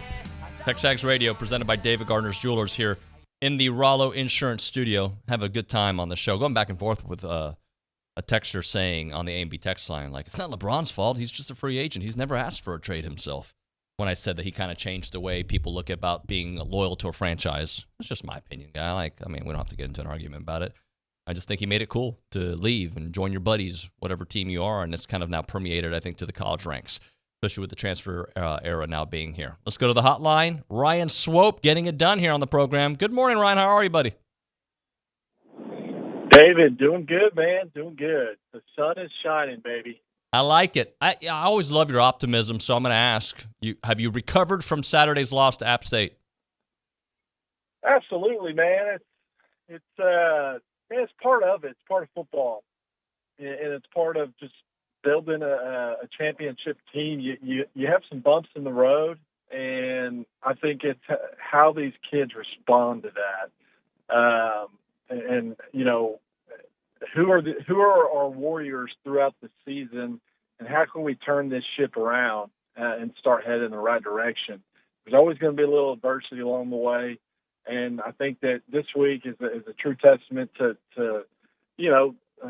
showcase who our leaders are on this football team. And did we lack focus last week? Absolutely. Are there things that we did really, really poorly? Absolutely. But you can't just hash on all the negatives. And was it embarrassing? Yeah, maybe so. Well, hopefully it put a bad taste in their mouth, and they're out there this week just getting better and improving. And I think, Jimbo will get this ship turned around in the right direction. I know we've got all the talent in the world, but it's part of it. You're going to have a little adversity, and so let's turn this thing around and let's just keep improving. All right. And let me say this about App State. That's a damn good football team that we played. So I don't care what anybody says. Watch out for App State, because I think that they're coached really well, and they've got a great team. Yeah, I think that's can be the case. I still don't think an SEC team should ever lose to a Sun Belt team at home and be the tempo be dictated by that team. And I think that's where the big problem is. If you lose to that team, but you played your brand of football, it still completely sucks, right? But the fact that they weren't able to establish their way of playing in that game is what really still eats at me. Yeah. No, and you're right. I mean, we basically went out there and laid an egg, and I mean, those are things that we have got to improve on. We've got to protect our quarterback better. We've got to take care of the football. It goes back to fundamentals, the little things, in football games that we've got to execute and do better. That's how you build a winning culture, and we've drifted from all those things. I mean, hell, we've only been in the red zone one time in the last 2 games. I don't think I've ever heard of that. And the one time that we went, we scored. So that's unacceptable. As an offensive player, I'm taking all the blame on that on me. I think this last week we were, 25% on third down conversions. And that's, man, as a receiver, I was licking my chops when it was 3rd and 8, 3rd and 5. That was my time. We're going to get this first down. We're going to keep this drive going. And I couldn't wait. If it's 3rd and short, whatever it might be, 3rd and 15, hey, I hope my number's called, because if it is, I'm gonna convert this 3rd down and keep this drive going and go punch the ball in the end zone. So, Ryan, how do they get these receivers involved now, man? I mean, the offense obviously hasn't been able to get the ball down the field. There haven't been sustained drives. There was no offense at all against App State. How do they get these receivers going? I mean, just you go watch film, and I mean, just keep working. You cannot look back, and you got to take the criticism, and you got to just keep working and just trust the guys around you, and do your job. Everybody needs to focus on doing their job, because if you're focusing on doing somebody else's job, it doesn't work like that. So I think that these receivers need to just continue to work and get open and spend extra time in the film room. They need to spend extra time, after practice with Haynes, just running routes and just getting comfortable with one another. And it sounds so cliche, but you gotta keep going. You gotta keep trucking, as hard as it might be, and as frustrated as some of those guys might be. I think Nye Smith, only a couple catches, and so I know he's probably frustrated. But you find out who your great ones are after adversity or some tough losses like this one. So I'm anxious to see who steps up this week. And but it's definitely it put a bad taste in my mouth. That's for sure. No doubt about it. And by the way, that's if it is Haynes. It could be Max. They're both getting reps at practice. We'll see how that plays out on Saturday. Last thing about the team culture and the mindset, at least for this game, when things go bad, what's been your experience? How teams stay together? What has to happen? I think that it can be tough, but it can also, it's one of those things that you've got a goal and you set goals at the beginning of the year and you realize that, those goals are still, attainable and you got to just go back to, all those goals you set as a team and as an individual, and remind yourself that this is just one game. I mean, what if the Ags win out? And right. What if App State, wins out? I mean, there's so many things that can happen. People are just, they basically, I feel like people have thrown in the towel on these guys, and that's not fair. That's not fair to Coach Jimbo. That's not what Aggies are about. So to sit here and, is it frustrating? Absolutely. I mean, did we look terrible? Absolutely. Coach would tell you that. But can we get better? Yes, we can. And that's the most important part. So you learn from those experiences and you move forward. And so as much as I hated seeing some of the things that I saw on Saturday, well, you know what? They're going to get better this week. So you can only improve. And so I think that moving forward, as frustrated as I was, you just got to, we still control our destiny. Let's go win out. Let's, as a player, what can I do to put myself in a position to get involved more? I want to go, I feel like I'm not involved more. I'm going to go talk to Coach. And I'm going to go talk to Coach and ask him what I need to do to get involved more. I want to play more special teams. Coach, put me on the field. I can help our team win. So little things like that, we need that spark. And so I think that we don't have a whole lot of focus is what I've been seeing. A lack of focus. I don't think we're real motivated. And so I'm hoping that Coach that's on Coach to get these guys ready and prepared. And I'm hoping that we can see a brand new team this week. Ryan, it feels weird playing our game of getting it done after that egg that the Ags dropped the other day, but we got to play it. Yeah, it does. It's on the schedule. Did anybody get it done for you? No, they didn't. Nobody did get it done, unfortunately, and I don't think we've ever. I'd say Alchain. He's been the most consistent, and I just hope that we continue to find ways to get him more involved. Yeah, no doubt. Another tough one to ask you: who didn't get it done? There's some answers there. Our entire team, but it was just offense has just been so poor. The fact that we've only been in the red zone one time in 2 games, that's concerning.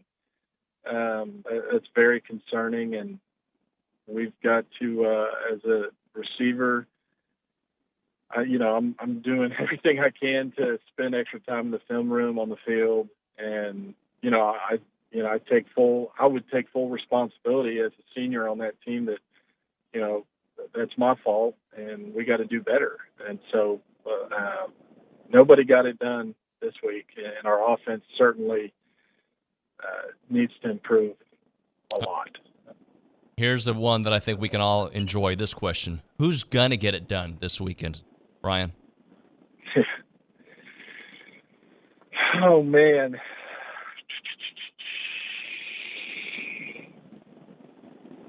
Man, that's a good question.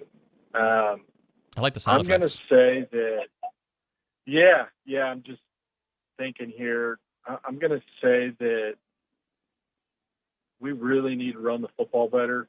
I think that we have hopefully 250 yards on the ground next week. So I'm going to say our running backs show up, offensive line blocks well, and I think that all changed our guy that we lean on. I mean, he's so explosive. He's carried us to the end zone multiple times. So it's hard not to pick that guy. He's electric, fun to watch, and he brings energy to Kyle Field. That's for sure. Man, I'm looking at what we're going to talk about today, and like some of the things that normally are fun to talk about haven't been as fun. So I'm just going to ask you, how surprised were you that Texas hung in there with Bama and really should have won that game?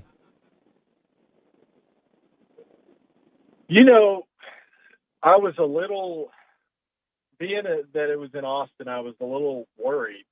And, I know that coach has had some past experiences with Coach Saban. And so that kind of worried me because he kind of knows his weaknesses. He got to practice against Saban every day, and he had a hell of a game plan going in there. And honestly, I think Texas, looking back, watching the game, you could sit there and say, dang, Texas could have won this game by 2 touchdowns. So really, I think Alabama got out of there, with a sigh of relief. But I think it just goes to show you college football can change in one year. I think Texas got a pretty good football team, as much as I hate saying it. Yeah. And by the way, you can really say that about Bama often. They get away with a win where you think it's maybe going to be taken away from them. That's why the victory last year was so impressive by A&M, because they have these games where you're like, man, I don't know if they should have won, but then they come back and do the Bama thing. Yeah, and they do, but that's they keep themselves in the football game, and it might not look pretty, but at the end of the day, they had playmakers step up in key moments and big time situations. And for instance, their quarterback, that last drive, it was very, very impressive. And, that's why they're Alabama. Sometimes it takes, 3 quarters of getting kicked in the teeth to wake up and realize, well, we're about to lose this thing. And I think that that's what happened to Alabama. They just woke up in the fourth quarter and started marching down the field and looked up and sure enough, they won the game. But hey, that's why I love college football. That's what it's all about. Yeah, man, I agree. So let's end on a positive note. What happens if A&M wins this game? What does that do for the next week and hopefully the rest of the season? Yeah, I think it's a big game. I mean, I think that it's how you respond, and I think that Jimbo, I know he's got these guys ready to go. This is a great football team coming in here. I don't think that Miami has actually been on the road yet, so I think it'll be a testament to them. I think Kyle Field, we need it as loud as ever, and as frustrated as a lot of these fans are, which, I fall in that category. We still need to support this team and this coaching staff, and you just never know what can happen. You just put that last game to sleep and learn from it. And I just hope we come out explosive on all cylinders. And I think we win this football game. I really do. I think it'll be a good game. But I think Vegas has us favored too, which they're a lot of times they're pretty accurate. Ryan, I just think you get a little bit of offense going. Like, I'm not saying they got to be like the run and shoot from the Oilers days back in the day or what the Kansas City Chiefs are right now. I'm not saying that. I'm saying you get some offense going. I have faith that the defense will make enough plays that you can win some games this year. But it really comes back to getting first downs, moving the ball, blocking, like the fundamentals that you expect the Jimbo team to do. They get back to that. I think they win a bunch of games this year. I do too. Yeah, no, I'm with you on that, David. And I think that Kyle Field deserves to watch, explosive plays, every quarter. And this last week, I mean, it was pretty quiet. I wasn't there, but I've heard it was pretty quiet in that stadium, and so that can just flatten the defense, flatten the team altogether. So offensively, I just hope for that first drive we come out, we put the ball in the end zone, because I think it'll just give us a whole new spark and energy that this football team needs. Ryan, we appreciate it, brother. We'll talk to you here next week, my friend. Let's hopefully get a victory.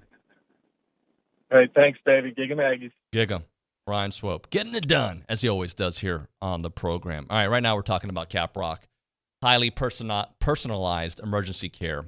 They have such a great staff, and they are locally owned and operated, and they just bring a unique one-on-one experience here to the Brazos Valley. They have very low patient-to-doctor-nurse ratio, which means that their medical team gets to know you and your individual needs. Trust me, I had an uncle pass away just a couple weeks back, and when he was at not here in the Brazos Valley, in Houston, I felt like every doctor didn't know what his situation was, and it was very scary towards the end. Oh, he's a diabetic. Yeah, he's a diabetic. You should know this. It should be on his file. That's why it's so important to have individualized and personalized care, and that's what they do there at Cap Rock. Hotel quality rooms.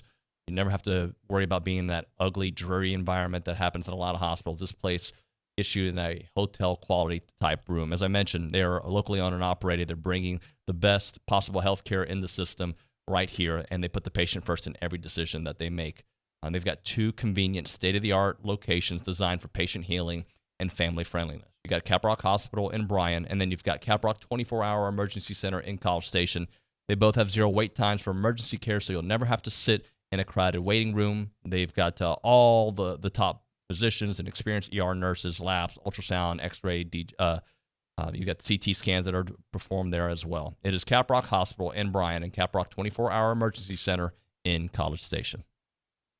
I'm Chelsea Reber with your community calendar on the Zone. The Rotary Club of College Station invites your children to go wild with Roar, Rotary, and Reading. Saturday, September 24th from 10 a.m. to noon at the Mounts Library in downtown Bryan. Troop Over the Hill presents a celebration of Carol Burnett Revival. Performances are September 23rd, 24th, and 25th at the Main Street Playhouse in Normandy. For times and ticket reservations, go online to troopoverthehill.com. 5 alumni and supporters of Blinn College will be inducted into the Blinn College Alumni and Friends Association's Hall of Honor during a ceremony on Friday, September 30th.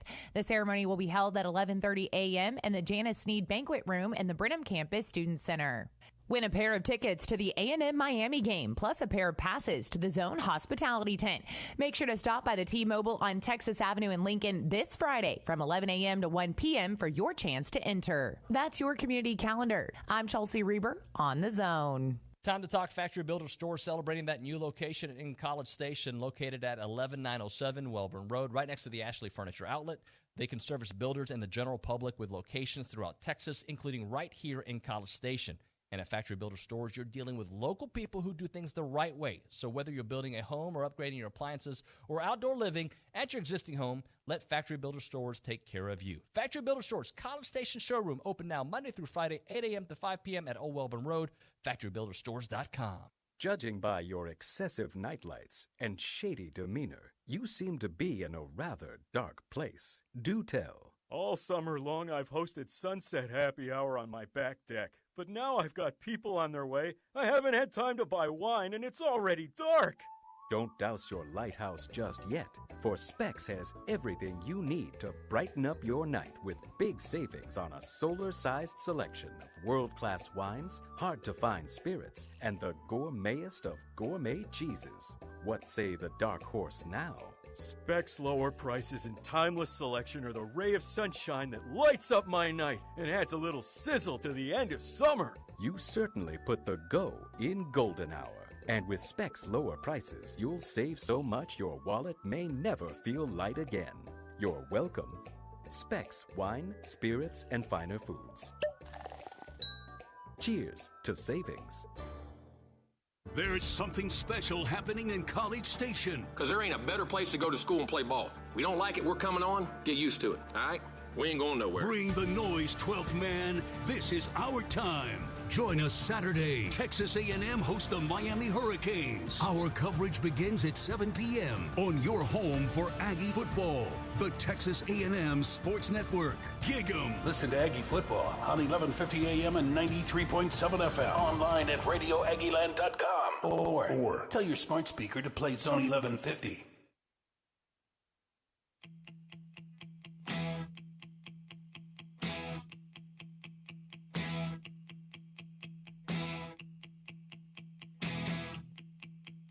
And we are back.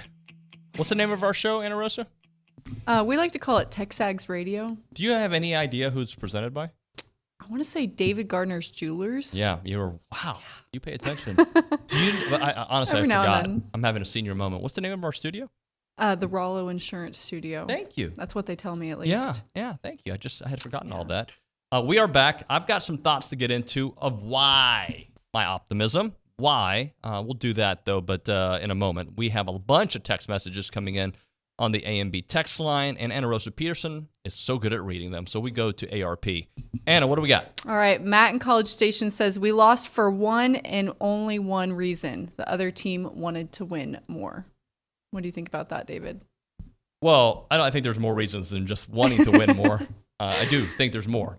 Did they want to? I don't know how to measure who wants to win more. I don't. I will say that they wanted yards more. It certainly felt like, when the play wasn't dead, they got an extra couple yards.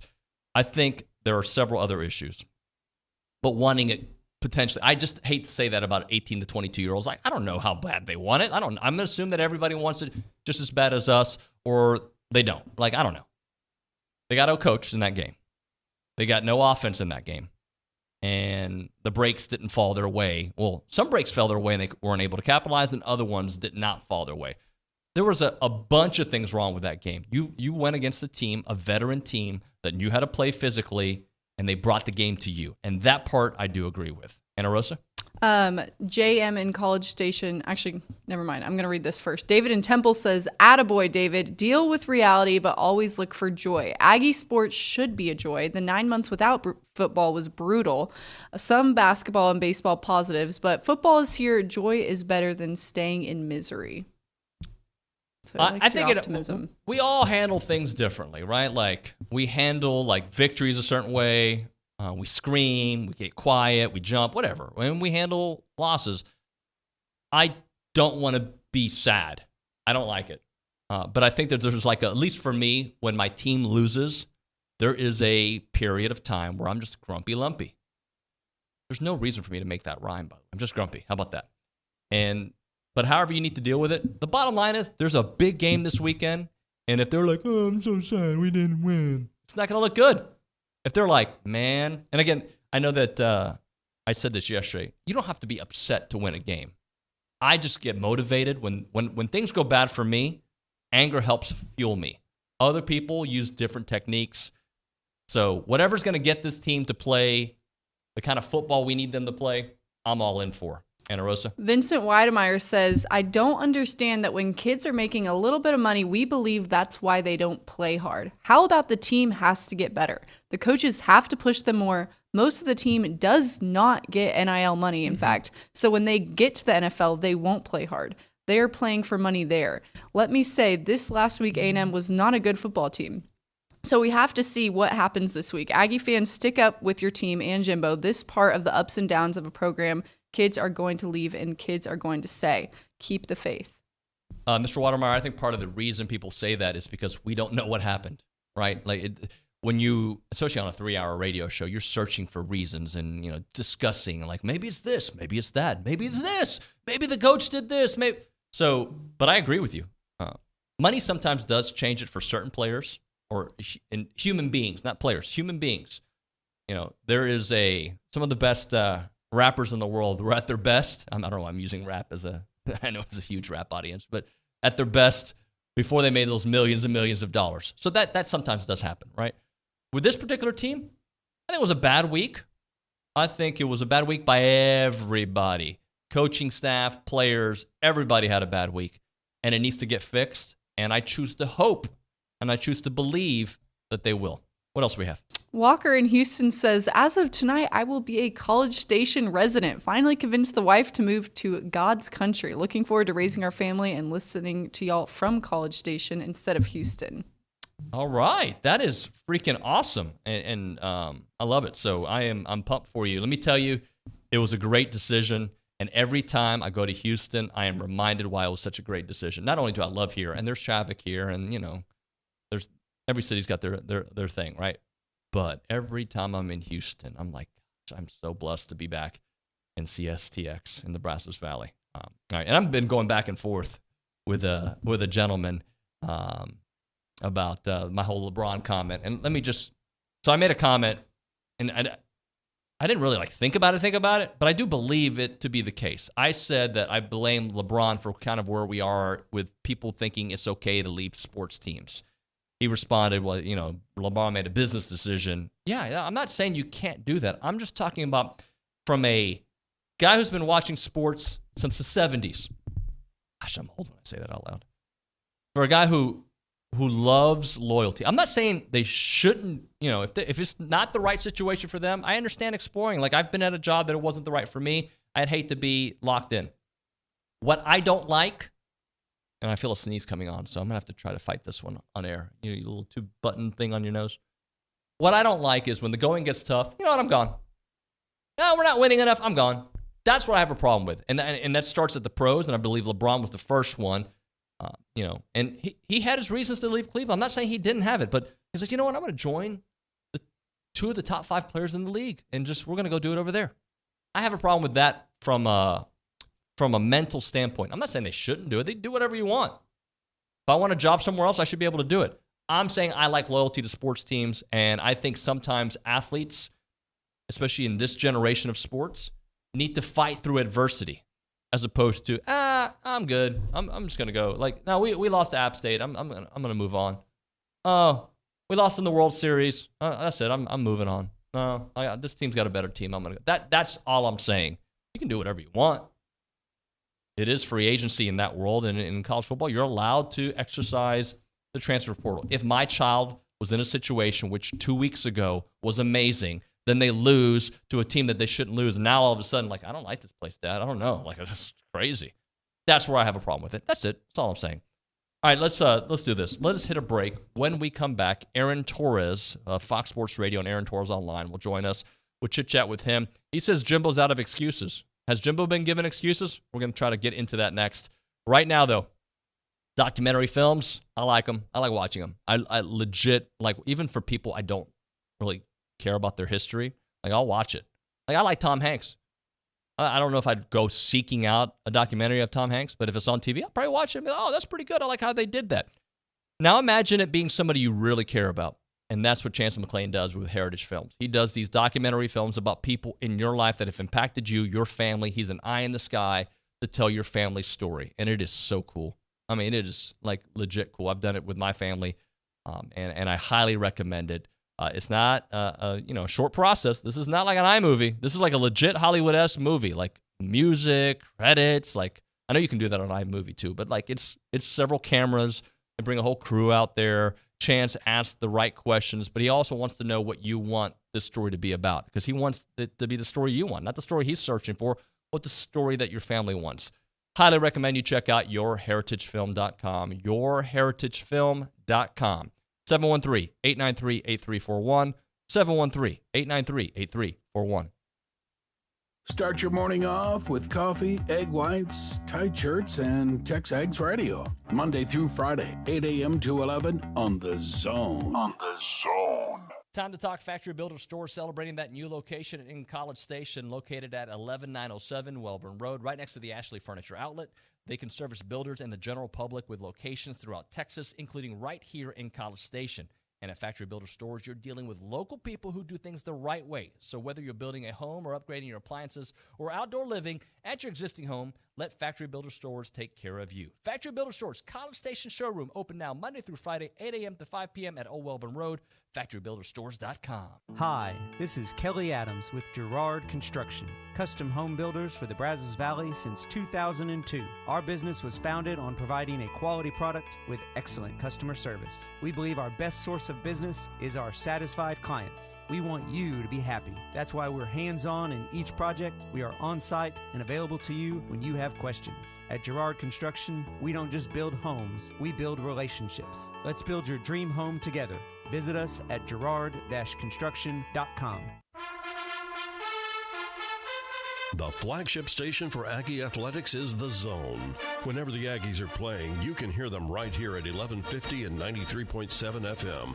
Thanks to our listeners and Aggie broadcast sponsors, Zwerneman Flooring, Lance Lester at the Lester Group, Specs Wines, Spirits, and Finer Foods, and Amarillo National Bank.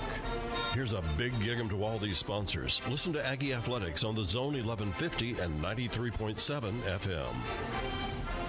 Frost Bank is proud to be the title sponsor for the 2022 Chamber of Commerce Lobster Fest and Golf Classic. Howdy, I'm Jason Cornelius, community leader with Frost Bank and your incoming board chair. Join me for a weekend of food and fun for a good cause. Enjoy a steak and lobster dinner on Friday, September the 16th. Reserve your bay for a first ever Big Shots Aggieland competition on Saturday and Sunday, and then tee off on Monday, September the 19th at Pebble Creek Country Club for the Golf Classic. Support your Chamber of Commerce and reserve a table, register a golf team, or become a sponsor. Log on to bcschamber.org for more information. Question: would you pick a chain barbecue place over a hometown joint? Do you root for East Coast universities instead of the local team? Nah, then why choose a big Wall Street bank? A&B started in 1892. 5 generations later, we're still owned and operated by the same Texas family. We support this community. We value your privacy. We make quick decisions, and we hate red tape. We answer to you, not Wall Street. Bank with A&B. Family owned, Texas proud. Member FDIC, Equal Housing Lender. 30 minutes after every Aggie home football game, let's talk about it. It's the Zone Call-In Show. Dusty and Louie, it's the Zone Call-In Show brought to you by TexAgs, and it's 30 minutes after every Aggie home football game, and it's brought to you by TexAgs. Game Day on the Zone is brought to you by Gage Gandy Bail Bonds, Malik Heating and Air, T-Mobile, and Big Shots Golf Aggieland. Your home for Aggie football is the Zone. Hip, hip. Hip, hip. All right, we're back.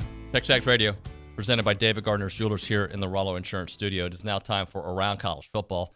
That is brought to you by Milliken Reserve, a College Station community featuring homes, trails, farms, and wide open spaces. They have a mission to build a healthy community around nature. Take part in the Milliken Reserve community with a Conservancy membership. Learn more at millikenreserve.com. We go to Aaron Torres Online's best guy, Aaron Torres. Believe it or not, he's the best guy at Aaron Torres Online, although he's got a great staff over there, and, of course, Fox Sports Radio. AT, what is up?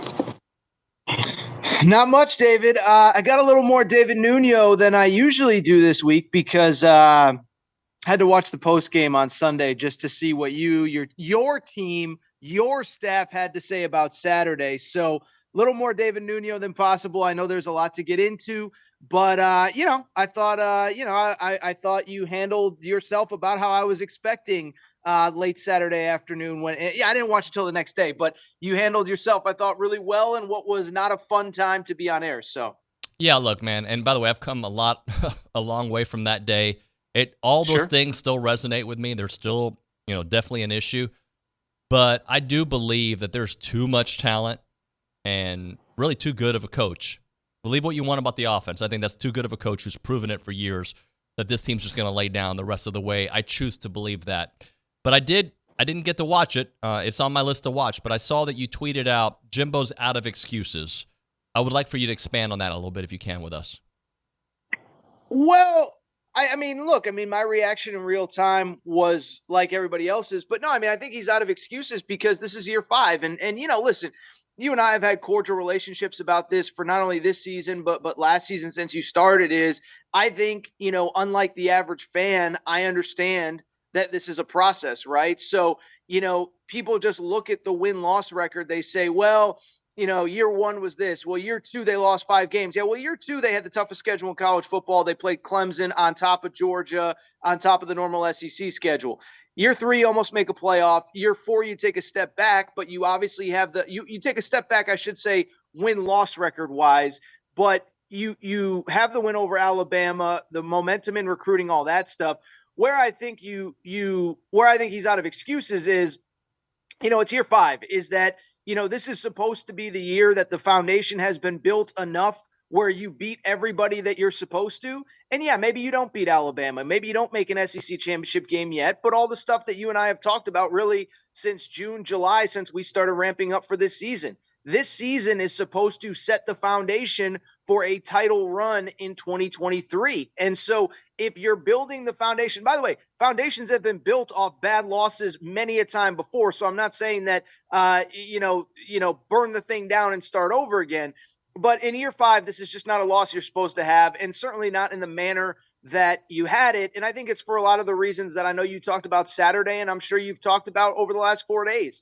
The offense was non-existent. The what's the right word? The intent, the intensity of the game wasn't there. And I understand you got a big game at home coming up. I get all that. But you only get 12 of these Saturdays every year. And the idea that you're going to come out that flat against a good team who put up 60 points on a Power 5 opponent the week before, it's not as though, I don't know. It's just, that's where I think you're out of excuses. Not that he needs to be fired. Not that, as you said, he hasn't proven that he can bounce back. But man, year 5 at home, App State, that's just not one you can lose. It just isn't. Yeah, it is not one that he can lose. And I think we've been critical of him and the entire team because they do deserve it after that. Real quick, yeah. let me jump in.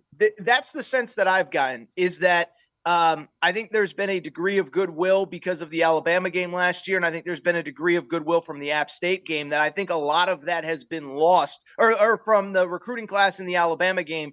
It feels like a lot of that has been lost from the outside looking in. Now, does some of it get gained back if you win this weekend, if you beat Arkansas, et cetera, down the road?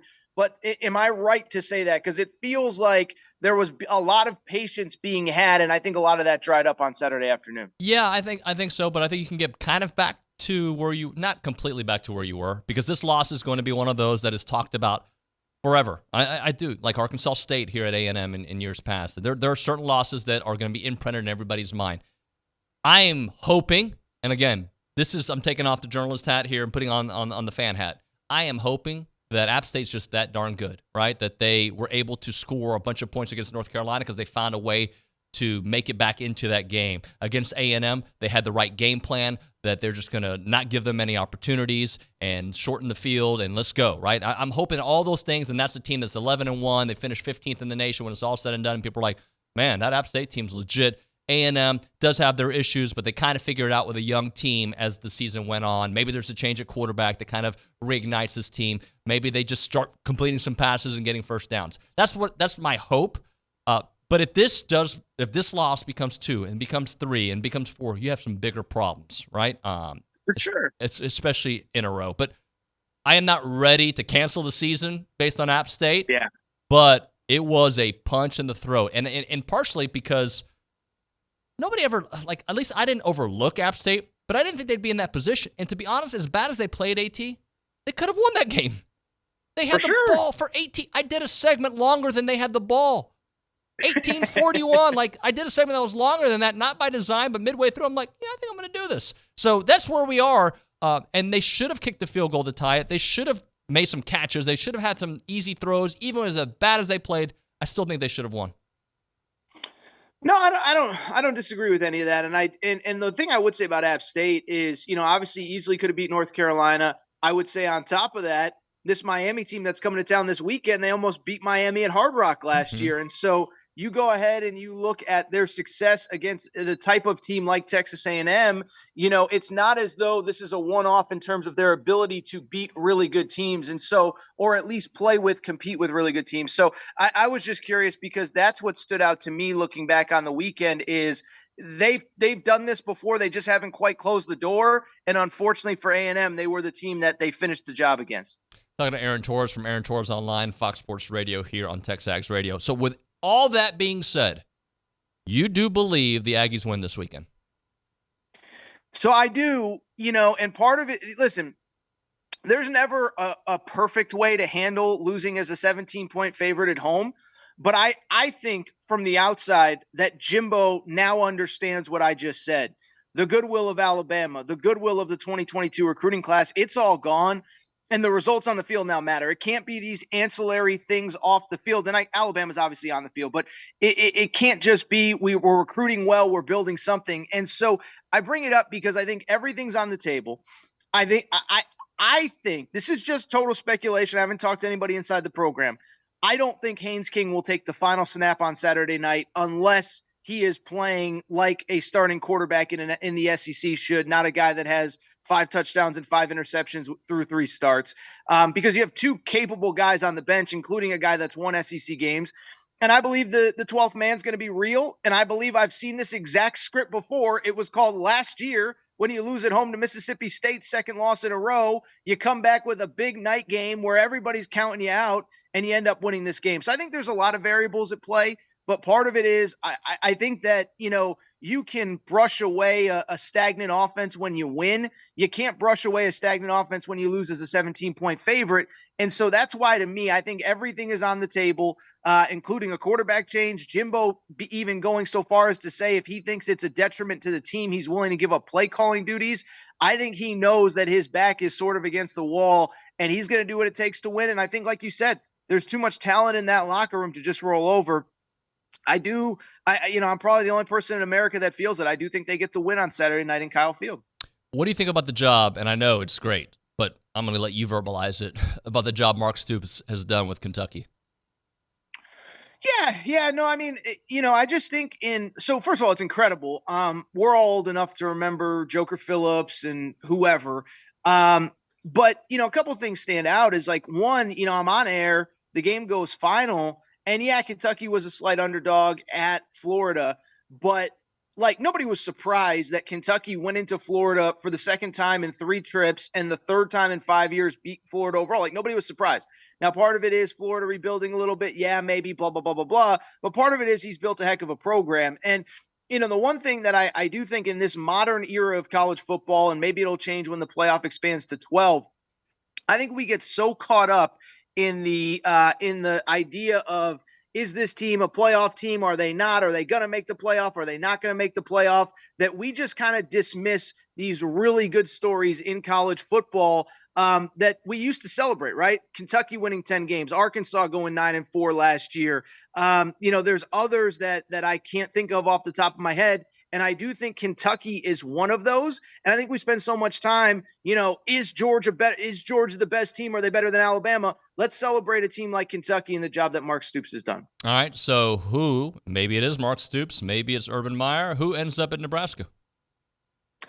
Oh boy. The guy, so it seems like they really want kind of the traditional hire, right? Matt Campbell, maybe the Chris Kleiman from Kansas State, kind of that a tier below Nebraska, especially now in this world where we basically are going to have 2 super conferences that have significantly more money than anybody else. The guy that I would want and the guy that I would keep an eye on that I think is realistic, I'd be rooting hard against the Carolina Panthers because I think Matt Rule, because of how this worked out, I don't think he's going to get another opportunity in the NFL. I don't know if he would want another opportunity in the NFL. And that was a guy, I think, it's easy to forget now. That Baylor program he inherited was an absolute disaster. 1-11 his first year to 11-1 in the regular season, his 3rd year playing for a playoff berth in the Big 12 championship game. So that's the guy that I would want. What I would say is I do think in the modern era of college football with the transfer portal, with NIL, with everything that these elite programs where people really care, I think Nebraska is a better job than it was even 3 to 5 years ago because of those reasons. I would add, too, by the way, the playoff expanding, I think, helps. There's no reason Nebraska can't be the 3rd best team in the Big Ten at certain points, compete for a playoff berth. So I would hope for Matt Rule if I was a Nebraska fan, but I think the job, because of the portal, because of everything, is better than it was even 3, 4, 5 years ago. AT, what do you think about this new unfiltered and I don't know if emotional is the right word, but the Tom Brady we're getting recently? What do you think about this? Well, as an outsider, I mean, certainly, I have insight on a lot of things. Tom Brady's marriage isn't one of them. It feels like his marriage is kind of on the rocks. And so it's one, I'll be honest, man, like I've really had no strong opinion on this. And it's funny, he's like, he doesn't care about the marriage, blah, blah, blah. Like he does, but he said for 10 years he wants to play till he's 45. He's still great at what he does. It's not like he's the backup quarterback for, the Atlanta Falcons, and he's just holding on because he doesn't know what else to do. And so because of it, like, I think he should probably be on the back end. But I think it's tough to ask somebody that's doing their job at an insanely high level to just walk away. That's the competitor in me. Maybe that's the former athlete in me. That's maybe not the husband in me, but I do think it's a little bit different. But some of his comments this week, it made it seem like, man, this dude, forget, playing next season. Like, I don't even know if he's going to make it through this year with some of the stuff that he was saying over the last 2, 3, 4 days. AT, what's on the website? Well, my picks are on. What else do we have? Just a couple other kind of odds and ends across college football. My NFL guy will make his picks later today. He'll have his NFL pick. By the way, my Aaron Torres NFL Pick'em Challenge, first prize $1,000. You can sign up. The link is on my Twitter bio. I encourage people to do that. Listen to the Aaron Torres pod. I will obviously be talking A&M Miami tomorrow. But that's about it, man. Just it's that time, dude. It's crazy. We talked about this last week, but you spend 9 months thinking about this stuff. Then it happens. It's go time. And, the routine has started, my friend. It's good. I will say it's good to be back, though. It's good to be in season. I enjoy this time of year a ton. Good to be back in season. I wish I could just have last week back. Just wish I could get sure. Back. Well, it'll largely be forgotten if we get the victory this weekend. So I like how you said that we. I heard that. I felt that. It's all about we. I'm in. Circle of trust. We're buddy. in this together. Listen, I got to come on and talk Aggies too. I mean, I don't do it 3 hours a day for 5 days a week, but I still got to come talk Aggies. It's more fun to talk after a big win than what happened last week that we're never going to talk about again. Talk to you soon, brother. Take care. Thank you, sir. Later. Aaron Torres Online, Fox Sports Radio. When we come back, an open segment here on TexAgs Radio. You can text the A&B text line 979-693-1150. I'm Chelsea Reber with your community calendar on the Zone. Brazos County Master Gardeners are hosting an educational program with Daniel Hoffman from Trophy Fisheries, who will discuss garden ponds, construction, features, and maintenance. Tuesday, September 27th at 7 p.m. at the Brazos County Extension Office. Pink Alliance is proud to present Olympian and breast cancer survivor Shantae Lowe as this year's speaker for the 19th annual Surviving and Thriving Luncheon, Wednesday, September 28th at the Hilton. Purchase your tickets at survivingandthriving.org. Volunteers are needed for the Texas Lions Camp Fall Festival on Saturday, October 1st at Santa's Wonderland. If you're interested in helping out, email tlcfallfest@lionscamp.com. Submit your nonprofit event by email to news@wtaw.com. You can hear Jimbo Fisher live each Monday at 2 p.m. from Aggie Football Media Day, plus select A&M players each Wednesday on the Louis Bellina Show, all thanks to T-Mobile. That's your community calendar. I'm Chelsea Reber on The Zone. Question: would you pick a chain barbecue place over a hometown joint? Do you root for East Coast universities instead of the local team? Nah, then why choose a big Wall Street bank? A&B started in 1892. 5 generations later, we're still owned and operated by the same Texas family. We support this community. We value your privacy. We make quick decisions, and we hate red tape. We answer to you, not Wall Street. Bank with A&B. Family owned, Texas proud. Member FDIC, Equal Housing Lender. You know us through the Aggie Ring and our work helping current and former students. You also know that we work to uphold our traditions and help bring Aggies together around the world. We are the Association of Former Students, and it's our mission to provide resources, support programs, and cultivate the experiences that you know and love. But have you ever stopped and wondered why? Why does the association support Texas A&M and Texas Aggies? Why are we always here, there, and everywhere for the Aggie Network? Why do we tirelessly work to ensure that the Aggie experience is both unforgettable and life-changing? Well, you may be surprised to learn that the answer to why is as unique as your own Aggie story. That's why we created IamTheWhy.com, a place for shared Aggie stories and unique perspectives. It's where you can hear the why, see the why, and discover why Aggies like you are the why. Visit IamTheWhy.com today. It's Larry from Shelby, previously on the Paul Feinbaum Show. The host of ESPN's Countdown to College Game Day joining us right now, Christine Williamson. Let me start with last weekend in Austin. What was it like being there and that atmosphere? Even though they were still trying to keep the energy, you could tell that there was a lot of tension amongst the fans. The Paul Feinbaum Show, powered by Polaris Fun Center, 2 to 4 weekdays on the Zone.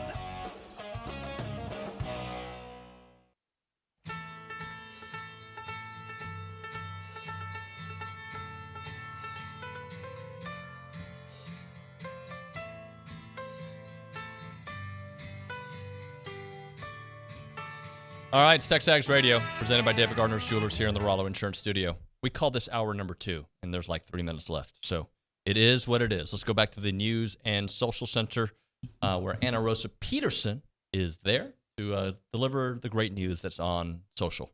Yep, here I am. Well, Dan 76. I know, it's an awkward exchange. It was kind of like our zone option reading. It was not good. All right. Well, Dan says, David, along the lines of your last train of thought, I think the thing that sets college sports apart was that the athletes choose the same school that the students and alumni choose. They joined your team, unlike the pros where they chose you. Now with the NIL and people going where the money is, they're choosing the money over your school, and they are separating themselves from the alumni and student body. It is now more about the individual as opposed to the team and school. The link of loyalty to an organization shared amongst the greater whole is being separated. Gotcha. Yeah. First off, Dan, and I was reading another text from Spencer, which I'm kind of confused on his thought process there, but I'll try to understand it here at the break. But back to Dan.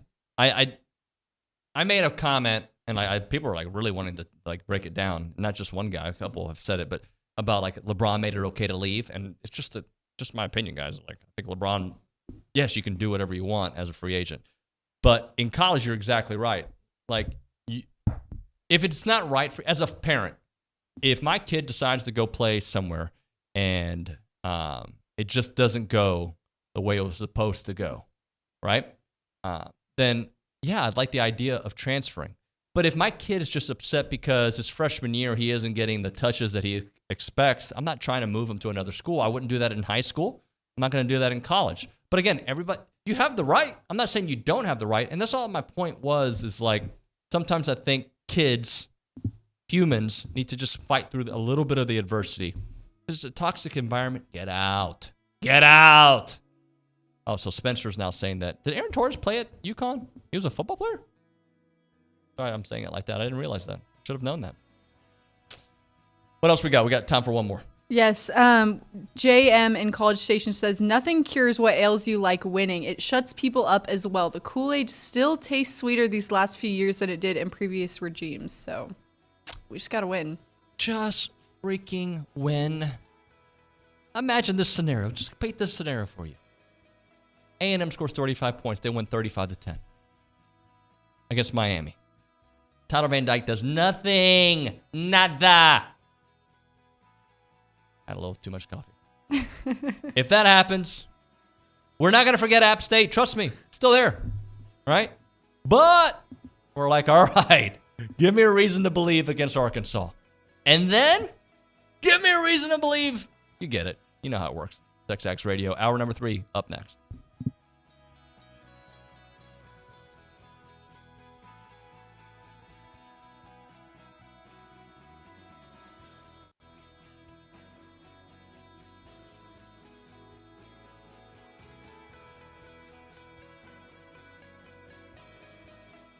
There is something special happening in College Station. Because there ain't a better place to go to school and play ball. We don't like it, we're coming on. Get used to it, all right? We ain't going nowhere. Bring the noise, 12th man. This is our time. Join us Saturday. Texas A&M hosts the Miami Hurricanes. Our coverage begins at 7 p.m. on your home for Aggie football, the Texas A&M Sports Network.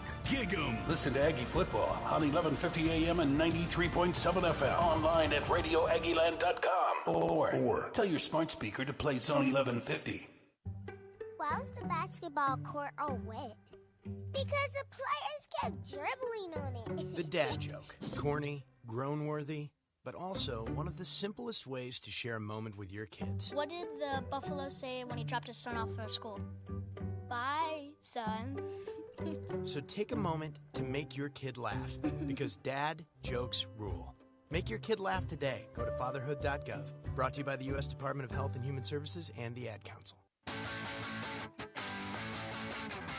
Get connected and be in the know with the Zone. Follow us on Twitter at Zone1150. Like us on Facebook, Zone1150. Subscribe to our daily newsletter at thezone1150.com. This is KCNE College Station Bryan.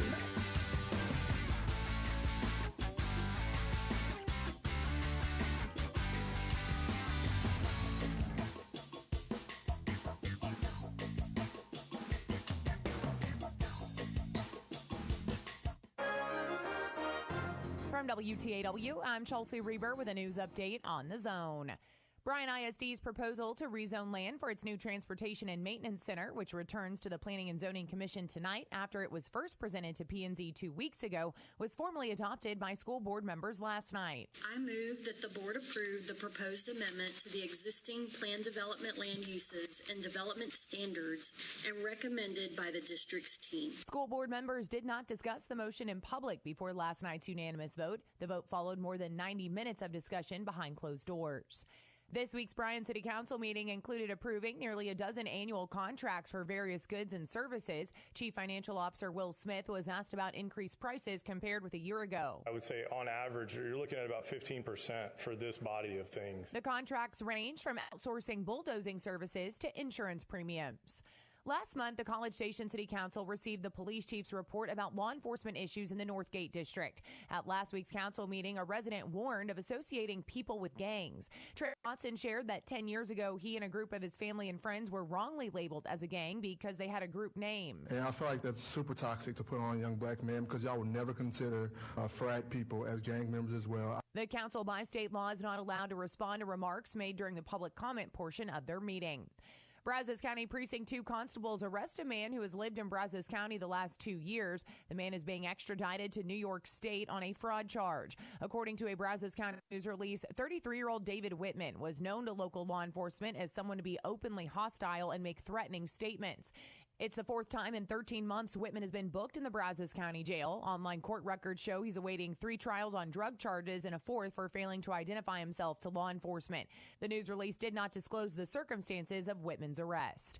For more news, go online to WTAW.com. I'm Chelsea Reber on The Zone. If you're looking for the best in the Brazos Valley, look no further than Cooper's Old Time Pit Barbecue. Seasoned and cooked to perfection, cowboy style over mesquite coals. Cooper's Aggie Special includes your choice of chopped beef, sliced turkey, sausage, pork loin, or brisket on a buttered and toasted bun, paired with chips and a soft drink for only $12.99. Experience the taste of locally Aggie-owned, nationally recognized Cooper's Old Time Pit Barbecue. Voted best barbecue in the Brazos Valley and proud supporter of Texas A&M Athletics. Hi, this is Kelly Adams with Girard Construction, custom home builders for the Brazos Valley since 2002.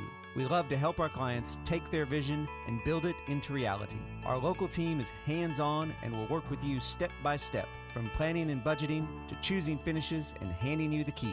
All of our subcontractors are local, and most have been with us for 10 years or more. At Girard Construction, we don't just build homes, we build relationships. Let's build your dream home together. Visit us at girard-construction.com. Good morning, sports fans. I'm Zach Taylor with your Aggie Sports Minute on The Zone. This Sports Minute is brought to you by Hokomata Roofing and Supply. Call 936-825-0500 or click HocoSupply.com. It's a reset for 24th-ranked Texas A&M football as it tries to bounce back from a humiliating loss to App State last Saturday. I asked Coach Jimbo Fisher if the L was a wake-up call for his team. That all depends on how you wake up and what you do the next day and how you respond to it and what you do to things. And life's about what you do the next part of it, and the next day and the next play and whatever happens to it. Hopefully that'll be a great thing. And I like them referencing that they're capable of doing that and what happens and the way things go. Now we have to prove that on the practice field and go. We had a very veteran team in that group, and I think they understood the importance of details, which we talk about all the time, which guys still strive for all the time and do what we do. Like I said in that game, I don't think effort or anything else determined that. I think we played very hard and very physical. We just didn't execute at a high level, and hopefully we'll practice better to be able to execute during the game. We'll see if the Aggies are awake this Saturday when they host number 13 Miami at Kyle Field. Kickoff is at 8 p.m. with the Zone Game Day show sponsored by TexAgs.com, getting underway at 5 right here on The Zone. Head out to the baseball diamond where the SEC has announced its conference schedule for the upcoming season. Texas A&M will kick things off with a series at Kentucky on March 17th, followed by a 3-game home slate against Mizzou starting March 24th. Also making the trip to Olson will be Alabama, LSU, Ole Miss, and Florida. And that's been your Aggie Sports Minute, brought to you by Hokomata Roofing and Supply On The Zone, I'm Zach Taylor. Everything in life has rules, and the Zone has prize rules for all contesting. You can check them out at zone1150.com. You may know you can win once every 30 days. There can only be one winner per household per month. You have 30 days to pick up your prizes. You have to be 18 or older to win. You have to present a legal ID to claim your prize. All prizes are non-transferable and not for resale. To make sure you do know all the rules, or if you have any questions about the prize rules, make sure to visit zone1150.com. Zone1150.com.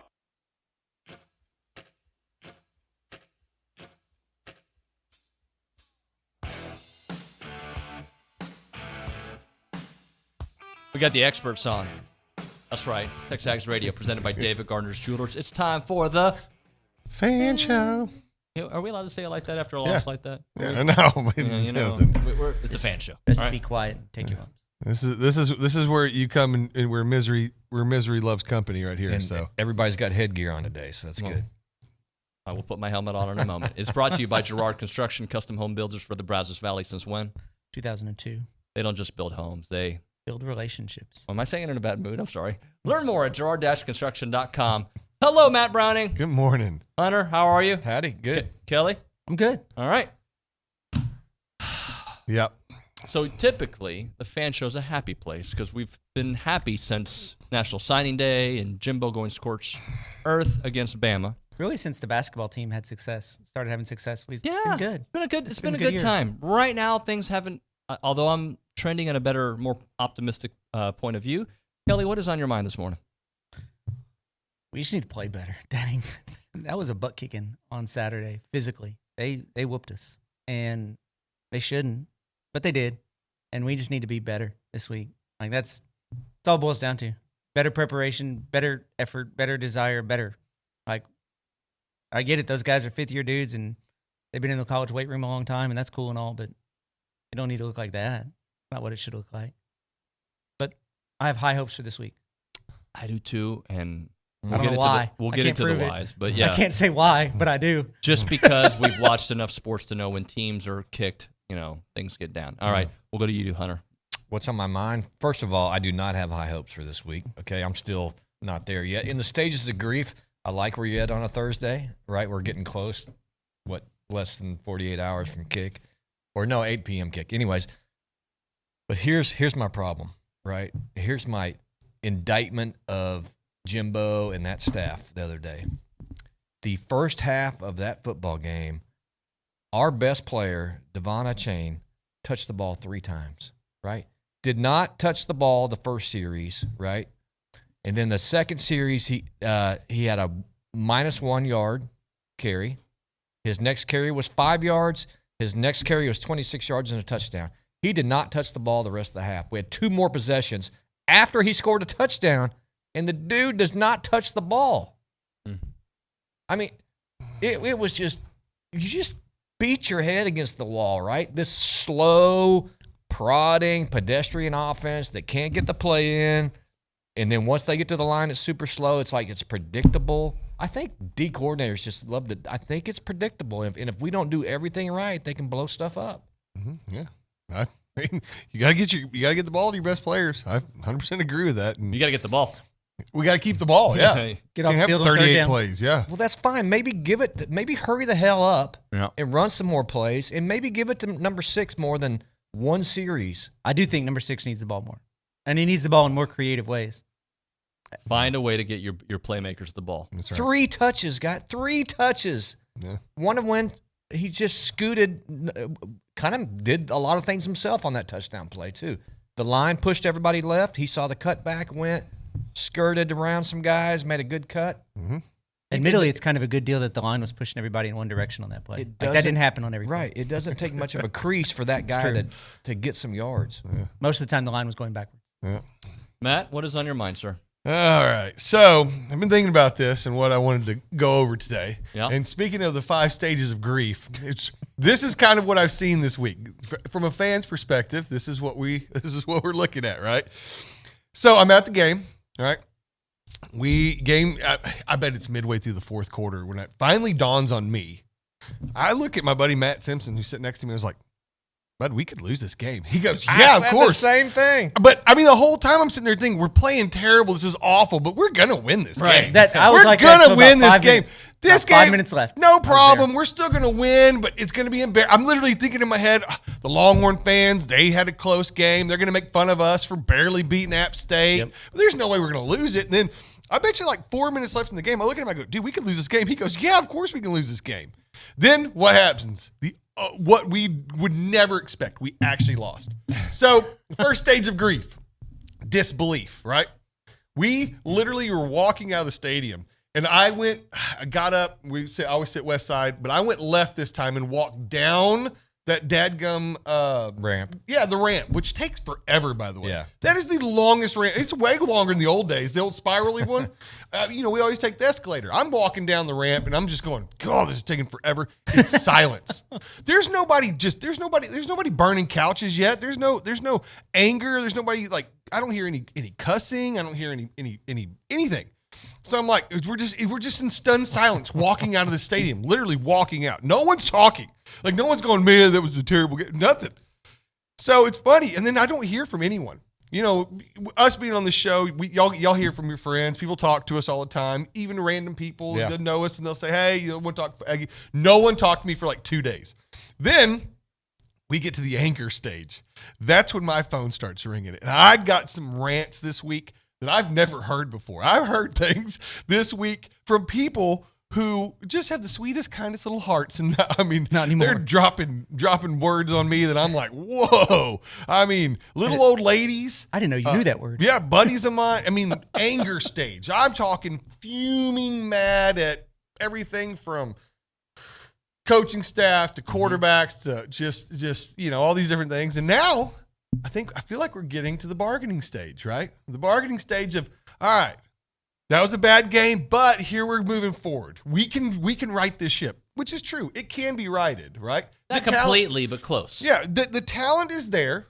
So here's what we know. We know the talent's there. We know that the coaching staff, albeit had a bad game last week, has had good games in the past. They have the ability to do this. This team has the ability to not only beat Miami, but to outside of Bama still be really good. So that's see the bargaining stage here. I'm convincing myself of this.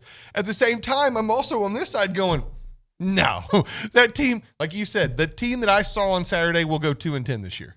That team will. That team will go 2-10. But in my head, I'm still thinking, okay, so what? But that team's not going to show up again, right?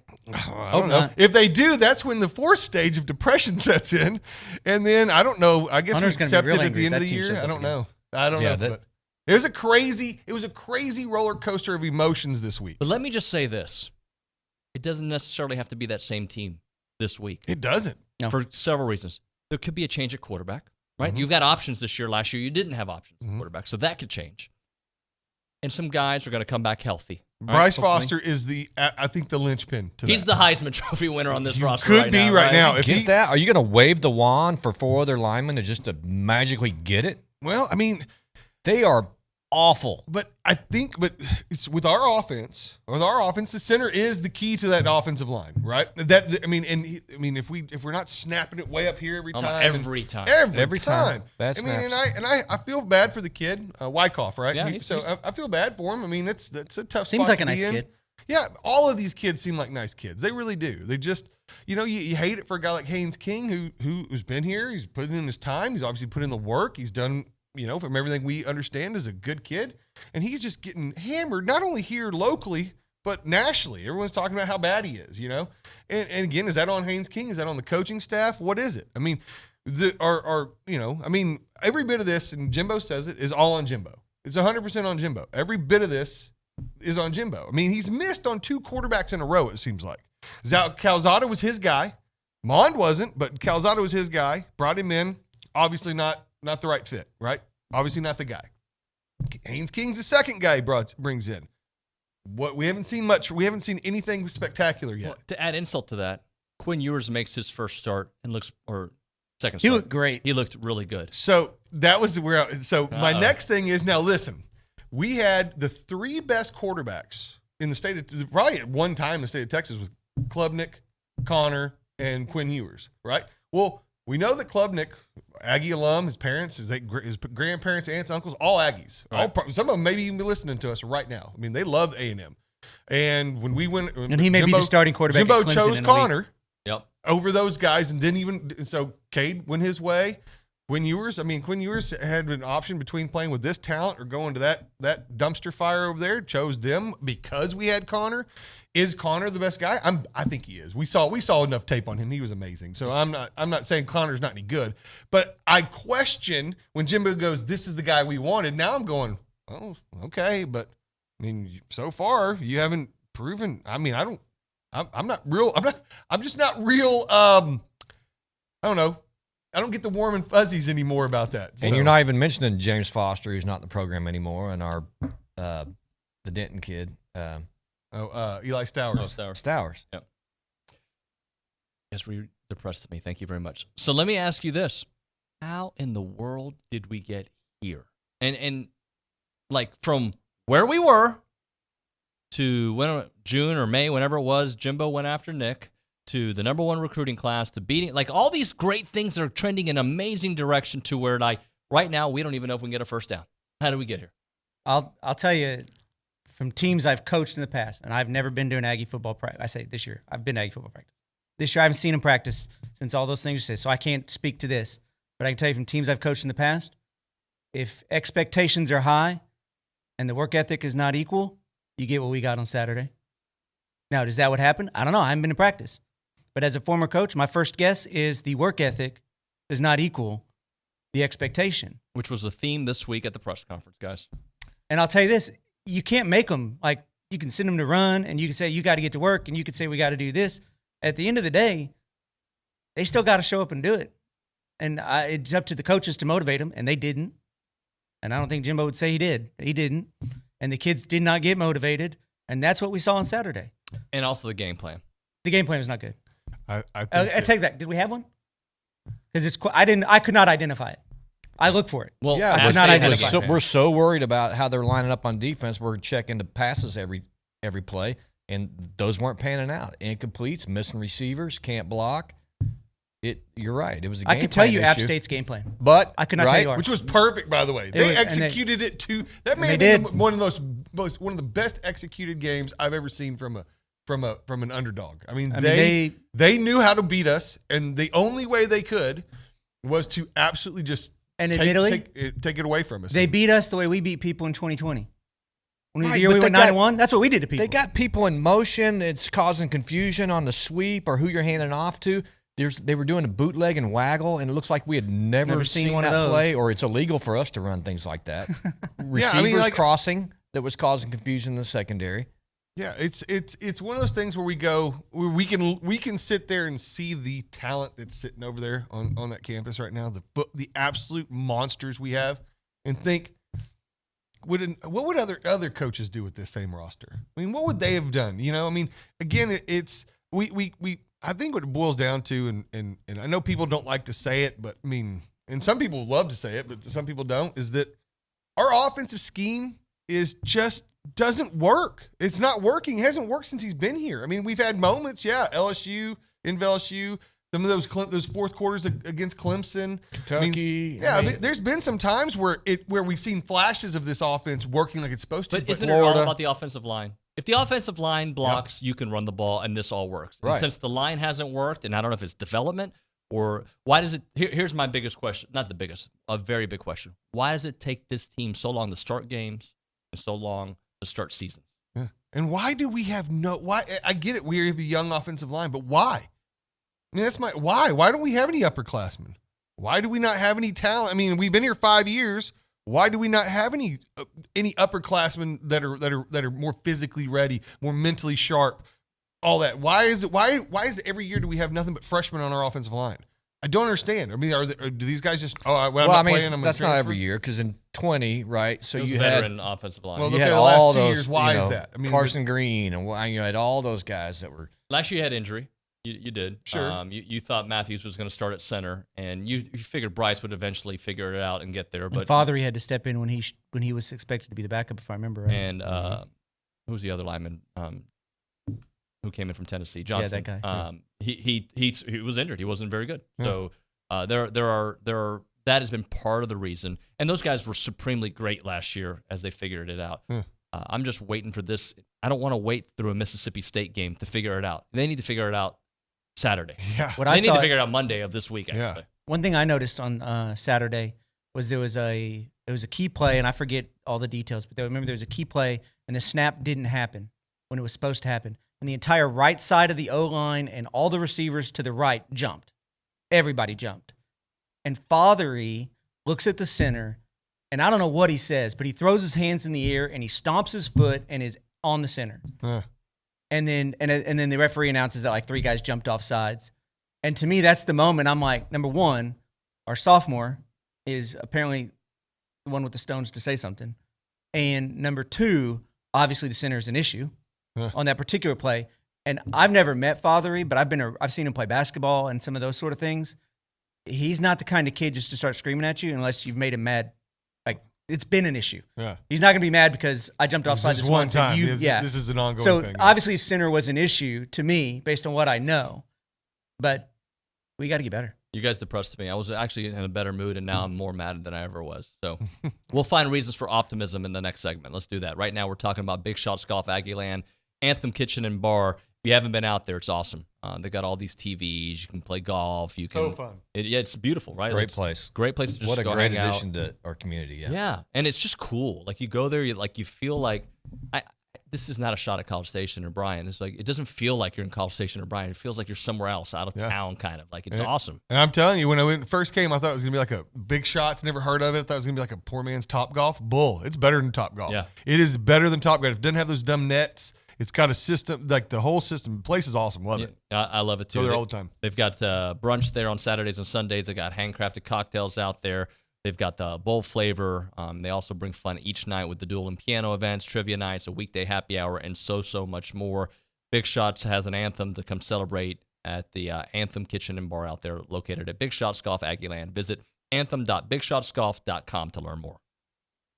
I'm Chelsea Reber with your community calendar on the Zone. The Rotary Club of College Station invites your children to go wild with Roar, Rotary, and Reading. Saturday, September 24th from 10 a.m. to noon at the Mounts Library in downtown Bryan. Troop Over the Hill presents a celebration of Carol Burnett Revival. Performances are September 23rd, 24th, and 25th at the Main Street Playhouse in Normandy. For times and ticket reservations, go online to troopoverthehill.com. 5 alumni and supporters of Blinn College will be inducted into the Blinn College Alumni Friends Association's Hall of Honor during a ceremony on Friday, September 30th.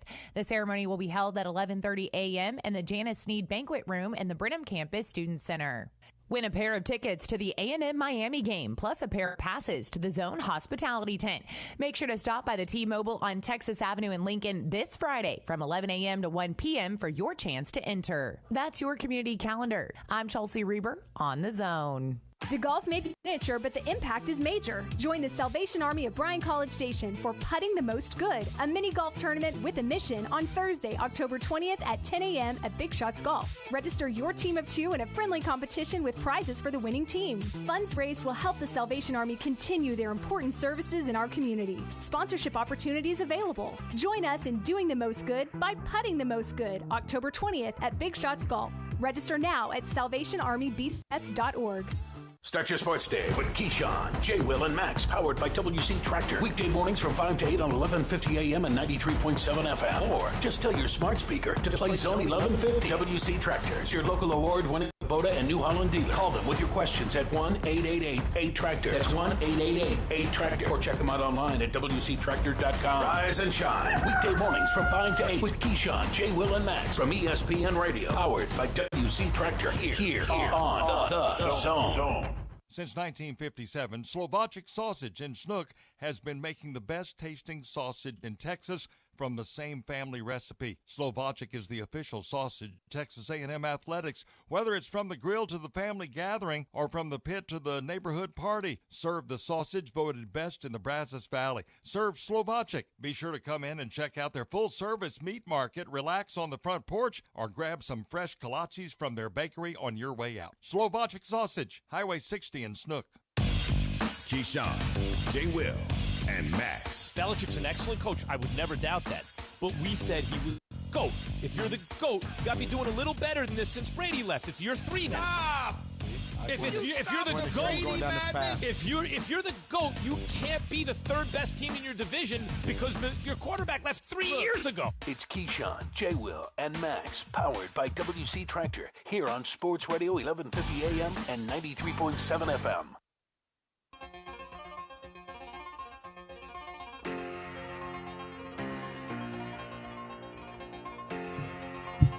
Well, hello there. Optimistic Dave here, TexAgs Radio, presented by David Gardner's Jewelers. We call this The Fan Show, brought to you by Gerard Construction. That's their name, right? Yes, that is the just name. making sure I said it right. Custom home builders for the Brazos, what? Valley. Since when? 2002. Your dream home built into reality. Learn more at Gerard-construction.com.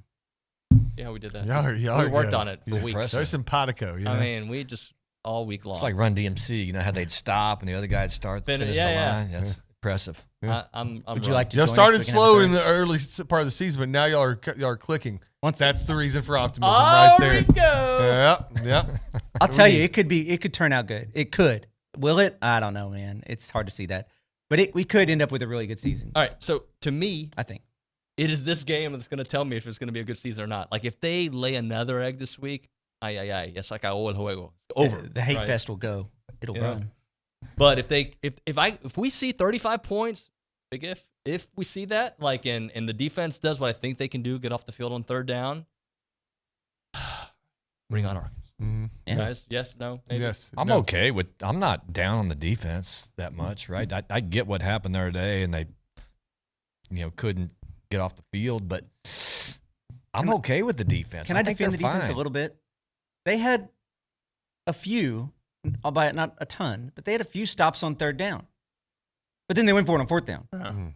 At 4th and 1, where most teams would have punted or kicked a field goal. And I mean, they had a few 3rd down stops. And one of the rants, it wasn't as bad as it seemed. And one of the rants I heard this week from my buddy Randall, he tells me like, all right, why don't we get more? He goes, I couldn't understand why we couldn't get more aggressive on defense. Why not? Why not give them an all-out blitz? You know what? If they hit us over the top and score, at least our offense is getting the ball back. We couldn't get the ball back. Yeah. He's like, you're either going to make a play or you're going to get the ball back one way or the other. And I was like, I guess, there's some truth there. You don't want to, but I mean, all-out blitz, single coverage everywhere, put them in a position to do it. I don't feel like we were super aggressive on defense. I feel like we were just kind of played, I think we're good. Don't get me wrong. I think that defense has got most of the all over the fancy place, and but fun blitzes come when they pass. So here, which they didn't do. 17 points is enough to win a game against a Sun Belt team, right? Yes, 100%. The Fun Belt. But giving up 9 of 20 3rd downs, okay, 45%, way too much. Regardless, you've got to get your offense the ball because I used this horrible analogy the other day, but I'm going to use it again. If Steph Curry's having an off night, and not saying the A&M offense is Steph Curry, but you got to get them the ball as much as possible to try to find some rhythm. They had no offense going, and they were never able to find the rhythm. And those 9 and 20 to me, and the time of possession alone, 41 friggin' minutes, almost 42 minutes. Come on. I remember sitting there at one point, like midway through the 4th quarter, and I was like, how many times have we had the ball in the second half? I knew we started with the ball in the second half, and I think we got 1 first down, then punted. And then I was trying to think, and then that's when they went on first that. play of the game, we got a first down to the tight end. That's when they went on that. How long was that? How long was their drive? That's our highlight of the day. Like 12 minutes, 11-minute drive or something like that. Some crazy number. I don't remember how many it was, but 68 plays or 68 yards and like, I don't know how many plays, 18 plays. Well, I get it. I'm still pretty confident in the defense, though, right? No, I and agree. if you kind of tap into what's going on at Miami, they have big issues on their O-line, just like we do, right? Sounds great. So let's deal with that. So I think that'll be helpful. If this team's going to change, it's going to come down to offensive changes, and whether that's the line pulling it out, or we get a new guy behind center, or we actually start using our playmakers, or all of those. 6 and 0. Don't feel like you have to do one. I get it. 0 was a big part of week 1, but Smith and Achane need that absolutely, and Stewart. I'm high on him. I mean, Stewart's got 10 catches through 2 games. I mean, he's getting targeted. I agree. Yeah, and Anais was a big part of the game plan. The ball was just thrown behind poorly to him a lot of times, And so it's not as if we weren't in the few opportunities we got trying to get him the ball. But I think you're right. So if we're going optimism this week, right? I'm not worried about our defense. I think our defense will bounce back. I think they'll take that personally, that they couldn't get off the field. And I get they were wore out. I mean, that you got to give them that too. I get we got depth. We're 3 deep at every position now, right? And that's a beautiful thing. Yep. I mean, Aggie teams of old would have still given out up a there lot a more long time after being on the field for how many plays? 81? Is that how many plays? I think that's right. Yeah. I mean, Aggie defense of old would have just started to crumble. That's the beauty of having this much depth. We were able to keep it to 17 points when they executed perfectly, right? So defense, I'm not worried about. It's all about the offense. I think it boils down to offensive line and that quarterback. If they can somehow figure something out, then I still think this could be a good season. I mean, we're being optimistic, right? Well, I mean, I'm trying to be. I'm trying to be. And all right, so let's play out 2 scenarios here. Haynes rolls out there, 3 and out. That place is going to be dead quiet. Booze. No, it won't be quiet. I really hope for not booze. But do you horse laugh your own players? But it'll be booze. Okay. Max, they will rain down. No. What if Max comes out there and starts? Well, there's some Then hope. there's more leash, right? What if Max goes out there and starts and we go 3 and out? That won't surprise me. I hate to say that. Like I'm not trying to be a jerk. I'm just saying let's consider all the options. No. I do think the offense is going to be better, guys. I'm sorry. It can't be worse. It can't be worse. Well, if the defense will start getting better, and look, again, I'm very high on App State, and a lot of it is because we just lost to them. But I think that's a pretty well-coached football team. Yeah, it is. But and I know it's not transitive. North Carolina just put 63 on that defense, and they're about to start their Sun Belt schedule because they don't play anybody else like us in North Carolina the rest of the year. And there will be, I promise you, Sun Belt teams will score a lot of points on that defense, and we're going to look back and pull our hair out even more. I don't have enough. As long as we're winning games, I'll deal with it, right? Like because I thought Sam Houston was going to be better, and they lost to who? Northern Arizona. I think they scored 3 points in that game. Yeah. Everybody's facing that. I did not realize that. I did not know that till just now. Yeah. So Sam Houston played who? Northern Arizona. Yeah. And they scored 3 points against them? Yep. Mm-hmm. Man, that's a They punch lost in the 3 to stomach. 10. The defense is good though. I tell you what, I will punch say in the this: stomach. as much as we talk about the need for motivation and whose fault it was and all that stuff, I would not have wanted to be in the coaches' meeting on Sunday afternoon or Sunday morning or whenever they had it. I bet it was. You know what? I'd want to be in it. Yeah, I'd want to be a fly on the wall and be like, no. who, yeah. Or even if I'm one of those guys looking around, you see what they're saying? Let's go. Like that. I'm motivated by anger, and not everybody is. But like, I would be so embarrassed that I'd be like, Coach, let's practice today after the game Saturday. Let's go to now. Let's go right now. Like, let's not even go home. Let's go practice right now. I mean, everyone to this day remembers Michigan lost to App State, what, in 2004, whenever that was. Right. 2007. They will remember this. Everybody remembers, granted, everybody remembers Bama lost it to Apparently they don't. Yeah, ULM in Saban's first season with an unranked Bama team. He lost to ULM, and everyone talks about that to this day. But I mean, he never lost a top with a top they weren't 16. number 6. No. But I think we all didn't think we were number 6 at the time. I thought we were number 12 at least, maybe number 10. But I thought the Aggies would have an offense. I really thought they were going to score some points this year. And there's a lot more football left. In the Sam Houston game, I allowed the 2 big plays to be like, yeah, we got an offense. No, we don't. Mm-mm. Not yet. And I think some offense does start this weekend. I do. I think they're going to start using tight ends. I think they're going to find ways to get Devon A-Chain the ball. I'd like to see some creativity. Because to me, my optimism, I don't want to say rest totally on this game. Because what if they score 25 plus points? Do they win this game? Is 30 the number? I would. If we score 30, I think we win. Yeah, I'd say that. Or should win. Yeah, I'd say I think it'd be close. I'm not high on Miami either. I'm not that high on. I'm not. Let's put it this way: if we score 30, I think we win by a touchdown. Like it's not running away. Like we don't feel comfortable until the final 2 or 3 minutes of the game. I can see a final of like 21. But if we score 35 or 40, then we're probably comfortable the whole fourth quarter. But 30, it's going to be 24-30, 27-30 at that point. Something like that. Is that a defensive touchdown or is that an offensive touchdown? Because I think that says a lot too. Could be a field position touchdown too in there. It's got. I mean, are we turning the ball over? I don't know. Miami's not going to play like. Credit to App State, but they played like they had to go for it on 3rd and 4th down. Like, well, of course you have to go for it on 3rd down, but going for it on 4th down, right? They had to have these plays, and then they tricked us. And that was, I keep finding new reasons to be upset, but how they would trick us, they do a bootleg, move to the left, everybody's going right. Like, oh, okay, here you go, first down. I mean, it was easy. It was simple, it seemed like, too. I mean, And that happens with young players, guys. That's why young players play. All right, let's do this. They fall for everything. Let's hit a break. We'll come back with drafting. All right.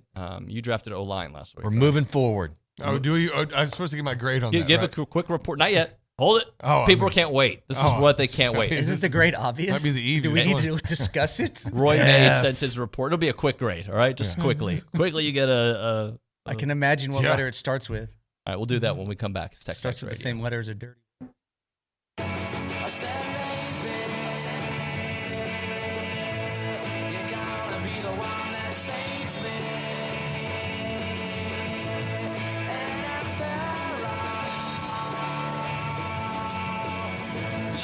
TexAgs Radio on the Zone. Come experience the Warehouse at CC Creations, the world's greatest Aggie shopping experience. With 28,750 square feet, the Warehouse at CC Creations is the Guinness World Records title holder for the largest collegiate merchandise store in the world. We are your one-stop shop for your entire family to stock up on Aggie apparel and gifts. Shop in-store 7 days a week or online at thewarehouseatcc.com. Keep the tradition. Shop the Warehouse, located at 114 Holloman, just 1 mile south of Kyle Field.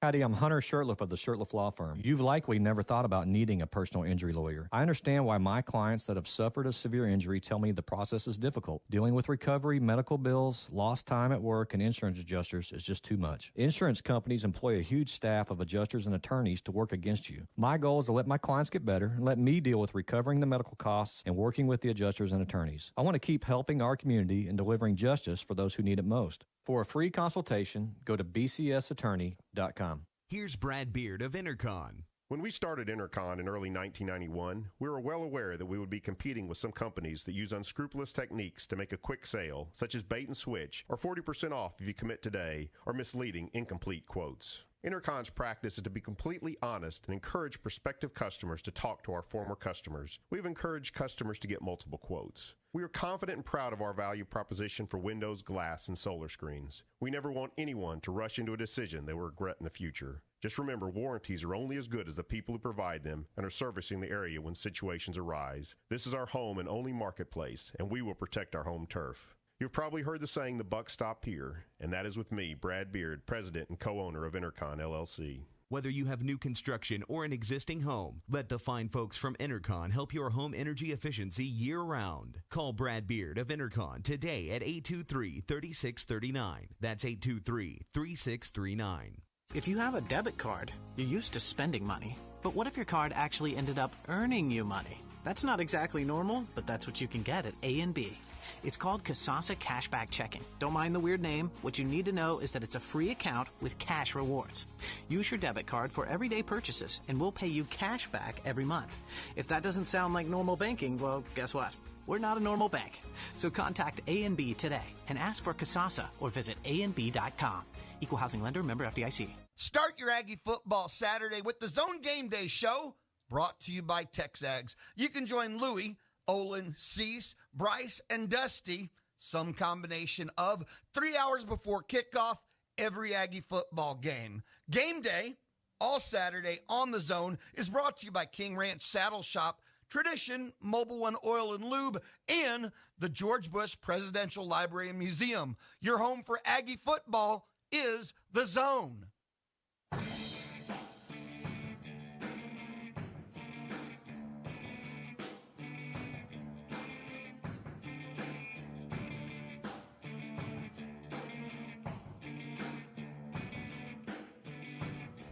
And we're back. We call it TexAgs Radio.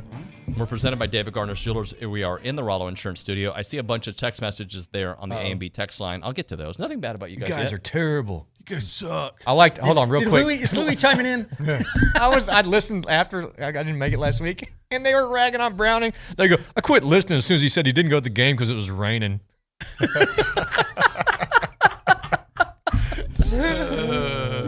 horrible, dude. I was weak. I was weak last week. But you were there for every second last week. I was there every single second. Maybe you're the problem. I don't miss many, man. I really don't. I rarely ever miss a game. But that one 11 o'clock. You talked me out of it. You go, oh, there's no tailgating over 11 a.m. kicks, and I was like, he's right. I got the check. He had his corn dog at the chicken. He's good. I don't think we're gonna go. I was like, if it's gonna rain and and Hunter says there's no tailgating, let's just stay home and watch it. This is your fault. All right, by the way, he's going to get mad at me if I don't get this in. Girard Construction is the presenting sponsor of this show, custom home builders for the Brazos Valley since 2002.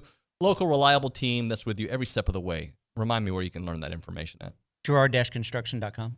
All right, so we do this little thing on the fan show that is called, I don't know, we don't have a name for it. We just draft position group, and I want these experts to give back their reports. Before we go to Matt Browning, I'm going to read Roy text. Mays. Okay. Roy Mays, scorched earth. On my personal A&B text line, do I really need to send in my homework on the quarterback? That's the first question he asks.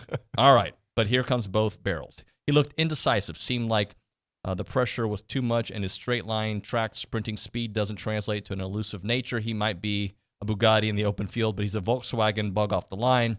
Additionally, you can teach reads and scheme, but you can't teach accuracy. I just can't tell his short to mid-range accuracy is as bad because of his indecision or it's just not accurate. If it's indecision, bench him. He's had enough time in the offense to learn. If it's accuracy, bench him. The deep ball he throws doesn't work. If he can't hit the other stuff, he's really not hitting the deep ball as much as you'd expect. It's no different than play action being worthless if you can't establish the run. The quarterback position gets an F. F. I saw zero fire. Here's to a turnaround this weekend against Miami. Beat the hell out of Miami. Thank you, Roy. Professor Roy. Yeah. No bell curve. Fail. So good stuff from Roy. Let's see what the offensive line gets as a grade. Roy May. Matt May. Browning. Sorry, why did I call you Roy May? Go ahead, Matt. You're in a I seat. am sitting in the seat. Yeah, that's so why. I drafted offensive line last week. This is the easiest grade I'll ever give. It was a big fat F. I mean, couldn't be more. There's no other grade to get. That was quite possibly. I think with everything it's hard to put this loss into words. It really is, and how to equate it. We lost to a decent App State team, I think, at home. We've had losses against worse teams than that, right? But not with the number 6 ranking, with the recruiting class, with our national championship pedigree coach in his 5th year, and all these different things at home.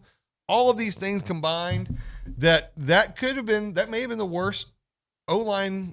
I mean, we couldn't run, we couldn't block, they didn't protect the quarterback. They gave up penetration on field goals. Yeah, it was just in that field goal. I wish. I don't even know how you can kick a ball like that. He caught it fat. He hit the ground first. His foot hit the ground before it hit the ball. Buddy of mine's a kicker, and I literally texted him as soon as that kick went up, and I said, I've never seen that. How does a person even kick it like that? And he was a high school kicker, and he goes, I don't know. I haven't done that since I was like 10. Yeah, I've never seen that. But either way, offensive line, big fat F.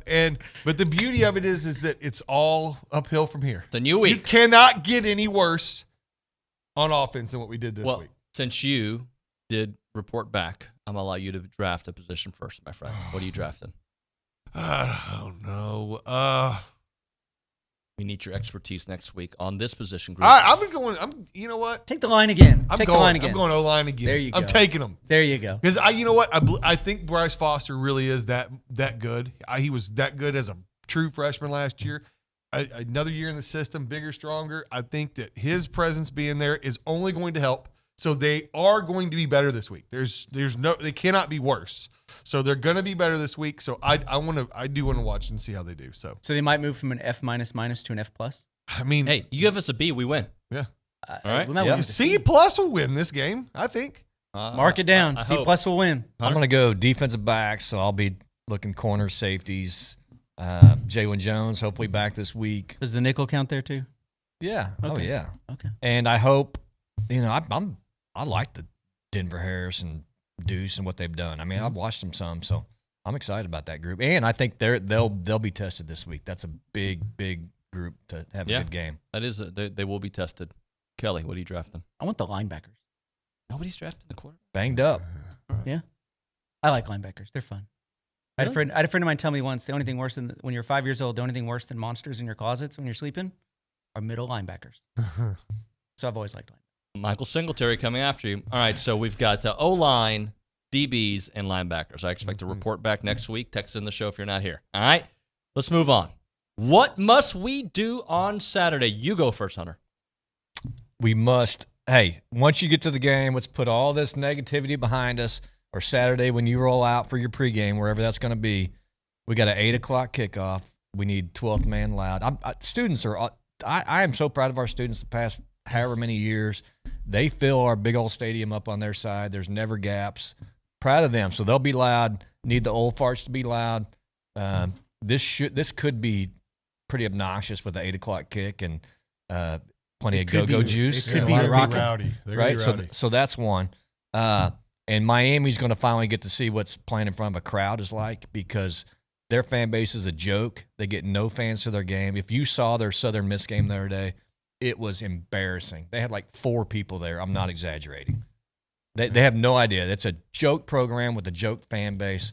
I'm ready to and this is a huge recruiting weekend as well. Oh my gosh! I mean, it really is. Yeah. This is like Bama last year. All right. I mean, we need Kyle Field to be rocking. We need everybody there. Like you said, the go-go juice will definitely help.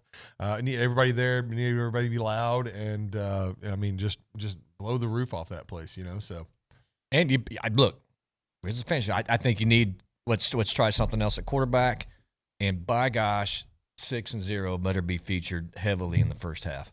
Yeah, same. I agreed. 100% agree. I can't think of anything else. We need to have a rocking Kyle Field, and we got to get the ball to our best players, and we've got, like I said. We can't get any worse on offense. We score 7 points against the Sun Belt team. You have to get better. We just have to get as much better as we need to win the game. So, Kelly? Almost everything they said, to piggyback on the Kyle Field part. I mean, Kyle Field's got this reputation being the greatest place to watch a ball game.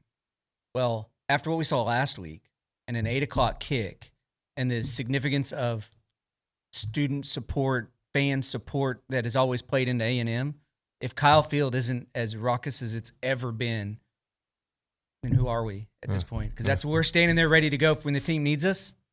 They need us. After last week, 30-something years in on, since my freshman year, right? Since going to Kyle Field, I've been to most of them. I don't think I've ever seen an 8 o'clock kick.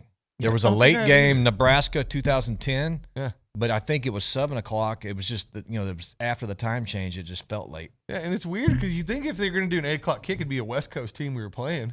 But, I mean, it's going to be 9 p.m. start kick for Miami. Yeah. Like, in Miami, their fans are going to be, sitting in front of their TV at 9 p.m. to start a game. Have you ever been? They don't have fans. Remember, South Hunter Beach, just told us. The club's open at 2 a.m., so they're used to it. That's what they do. But the do. other thing I want to piggyback about number 6 and 0, we got to be a little more creative in getting them the ball. Yeah. Like, it can't just be stretch to 6. Thank you. Anais in the flat, Anais across the middle, 6 dive.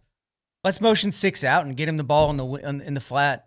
Let's hand the ball to Anais. Well, if we just block better, we can't do dive plays. Let's do something interesting. Let's do something nobody expects us to do. Let's run a jet to Anais. Anybody want to run a jet sweep to Anais coming off the other side? Or motion chain out, run the jet to the fastest guy in 3 states. Because they ain't catching him. You block that edge, he's gone. All right, so what can we not do, Kelly? We got to block people at the end of the day. Everything we talk about has no prayer unless we block people. And I think we were talking about Bryce Foster. The center's going to make. I think that could make a significant Even difference. though he and I hope it hasn't does. practiced It's much. one man. It's one man, but it's in a significant position where he has experience. I think it could make a big enough difference. But if we don't show up and block, nothing else matters. He hasn't played much and hasn't practiced much, and he's coming off of mono. Are we putting too much on the Bryce Foster? Possibly, but we put it. But after last week, what else are we going to do? He's that good. It's put up and shut up time. He's guys. that good. Yeah, I mean, you say he haven't played much this year, but the dude started, he played most of last year. Mm-hmm. Conditioning might be an issue. He might need to drive off somewhere. Yeah, but we only run 40 plays, so don't worry about it. We only run 10 plays. He's good. You know what we can't do? More stupid things, right? And get behind the chains, constantly behind the chains. Yep. That's not good for this offense. Nope. Back-to-back face mask penalties, jumping off sides, 2nd and 15s. Fumbles. 2nd and 20s because of holdings. That's what you can't do. Yeah. No, I agree with you there. Fumbles, yeah. We got to protect the ball. mental mistakes. We just got it. We've got it. I mean, I think our defense, like I said, we've all said this. I think the defense got tired. You know, They could have been better, but they could have been a little better. But I I don't worry about our defense. Our offense just has to score some points. Yep. We've got those coaches. That head man over there gets paid $10 million a year. And that's the problem with getting paid $10 million. You want that big contract. That criticism comes a lot easier, doesn't it? You ever notice that? Like, that's what everybody says. Oh, $100 million man. So, yeah, you're getting paid $10 million a year to make these decisions. Brian Kelly is too. We tried. We wanted. Yeah, that's. We want to win so bad. We're willing to pay what it takes. And here we are losing to App State. This needs to be righted. The ship has to be righted. It has to be righted this week. A loss to Miami, and I mean, the season that's already on life support, we can go ahead and pull the plug. Because that Miami's a team, whether they're worthy or not, they come in swinging. They got the attitude, right? They're Miami. Uncle Luke will be down on the sidelines probably. Who knows? I mean, it's Irvin. It's just that program. So they're going to have swagger, whether it's warranted or not. Yeah. So you got to match that, and gosh, you got to come at them, run the ball. When we come back, I'm going to ask you a question that I've asked this group, even though it's had some changing faces. The same question. We've all said yes. I'm going to ask you that same question today, and see if we have the same answer. It's TexAgs Radio.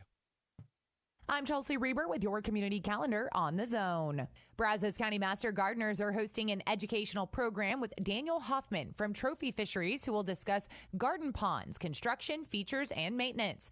Tuesday, September 27th at 7 p.m. at the Brazos County Extension Office. Pink Alliance is proud to present Olympian and breast cancer survivor Shantae Lowe as this year's speaker for the 19th annual Surviving and Thriving Luncheon, Wednesday, September 28th at the Hilton. Purchase your tickets at survivingandthriving.org. Volunteers are needed for the Texas Lions Camp Fall Festival on Saturday, October 1st at Santa's Wonderland. If you're interested in helping out, email tlcfallfest@lionscamp.com. Submit your nonprofit event by email to news@wtaw.com. You can hear Jimbo Fisher live each Monday at 2 p.m. from Aggie Football Media Day, plus select A&M players each Wednesday on the Louis Bellina Show, all thanks to T-Mobile. That's your community calendar. I'm Chelsea Reber on The Zone. The flagship station for Aggie Athletics is The Zone. Whenever the Aggies are playing, you can hear them right here at 1150 and 93.7 FM. Thanks to our listeners and Aggie broadcast sponsors, Schulte Roofing, Gulf States Toyota, Hargrove Insurance, and Twin Peaks. Here's a big gig to all these sponsors. Listen to Aggie Athletics on The Zone 1150 and 93.7 FM. Hi, this is Jeff Vanderwood with Veribank. Veribank is continuing to grow in the Brazos Valley with a brand new full-service banking center on Highway 6 in front of Academy. We have a team of genuine bankers specializing in personal and business banking, wealth management, and investor real estate lending ready to serve you. Veribank is here to help you succeed financially, and you can bank on it. Visit Verabank.com today. That's VERA Bank.com. Verabank. Member FDIC, Equal Housing Lender. Frost Bank is proud to be the title sponsor for the 2022 Chamber of Commerce Lobster Fest and Golf Classic. Howdy, I'm Jason Cornelius, community leader with Frost Bank and your incoming board chair. Join me for a weekend of food and fun for a good cause. Enjoy a steak and lobster dinner on Friday, September the 16th. Reserve your bay for a first ever Big Shots Aggieland competition on Saturday and Sunday, and then tee off on Monday, September the 19th at Pebble Creek Country Club for the Golf Classic. Support your Chamber of Commerce and reserve a table, register a golf team, or become a sponsor. Log on to bcschamber.org for more information. There's something special happening in College Station. Because there ain't a better place to go to school and play ball. We don't like it, we're coming on. Get used to it, all right? We ain't going nowhere. Bring the noise, 12th man. This is our time. Join us Saturday. Texas A&M hosts the Miami Hurricanes. Our coverage begins at 7 p.m. on your home for Aggie football, the Texas A&M Sports Network. Gig 'em. Listen to Aggie football on 1150 AM and 93.7 FM. Online at radioaggieland.com or tell your smart speaker to play Zone 1150.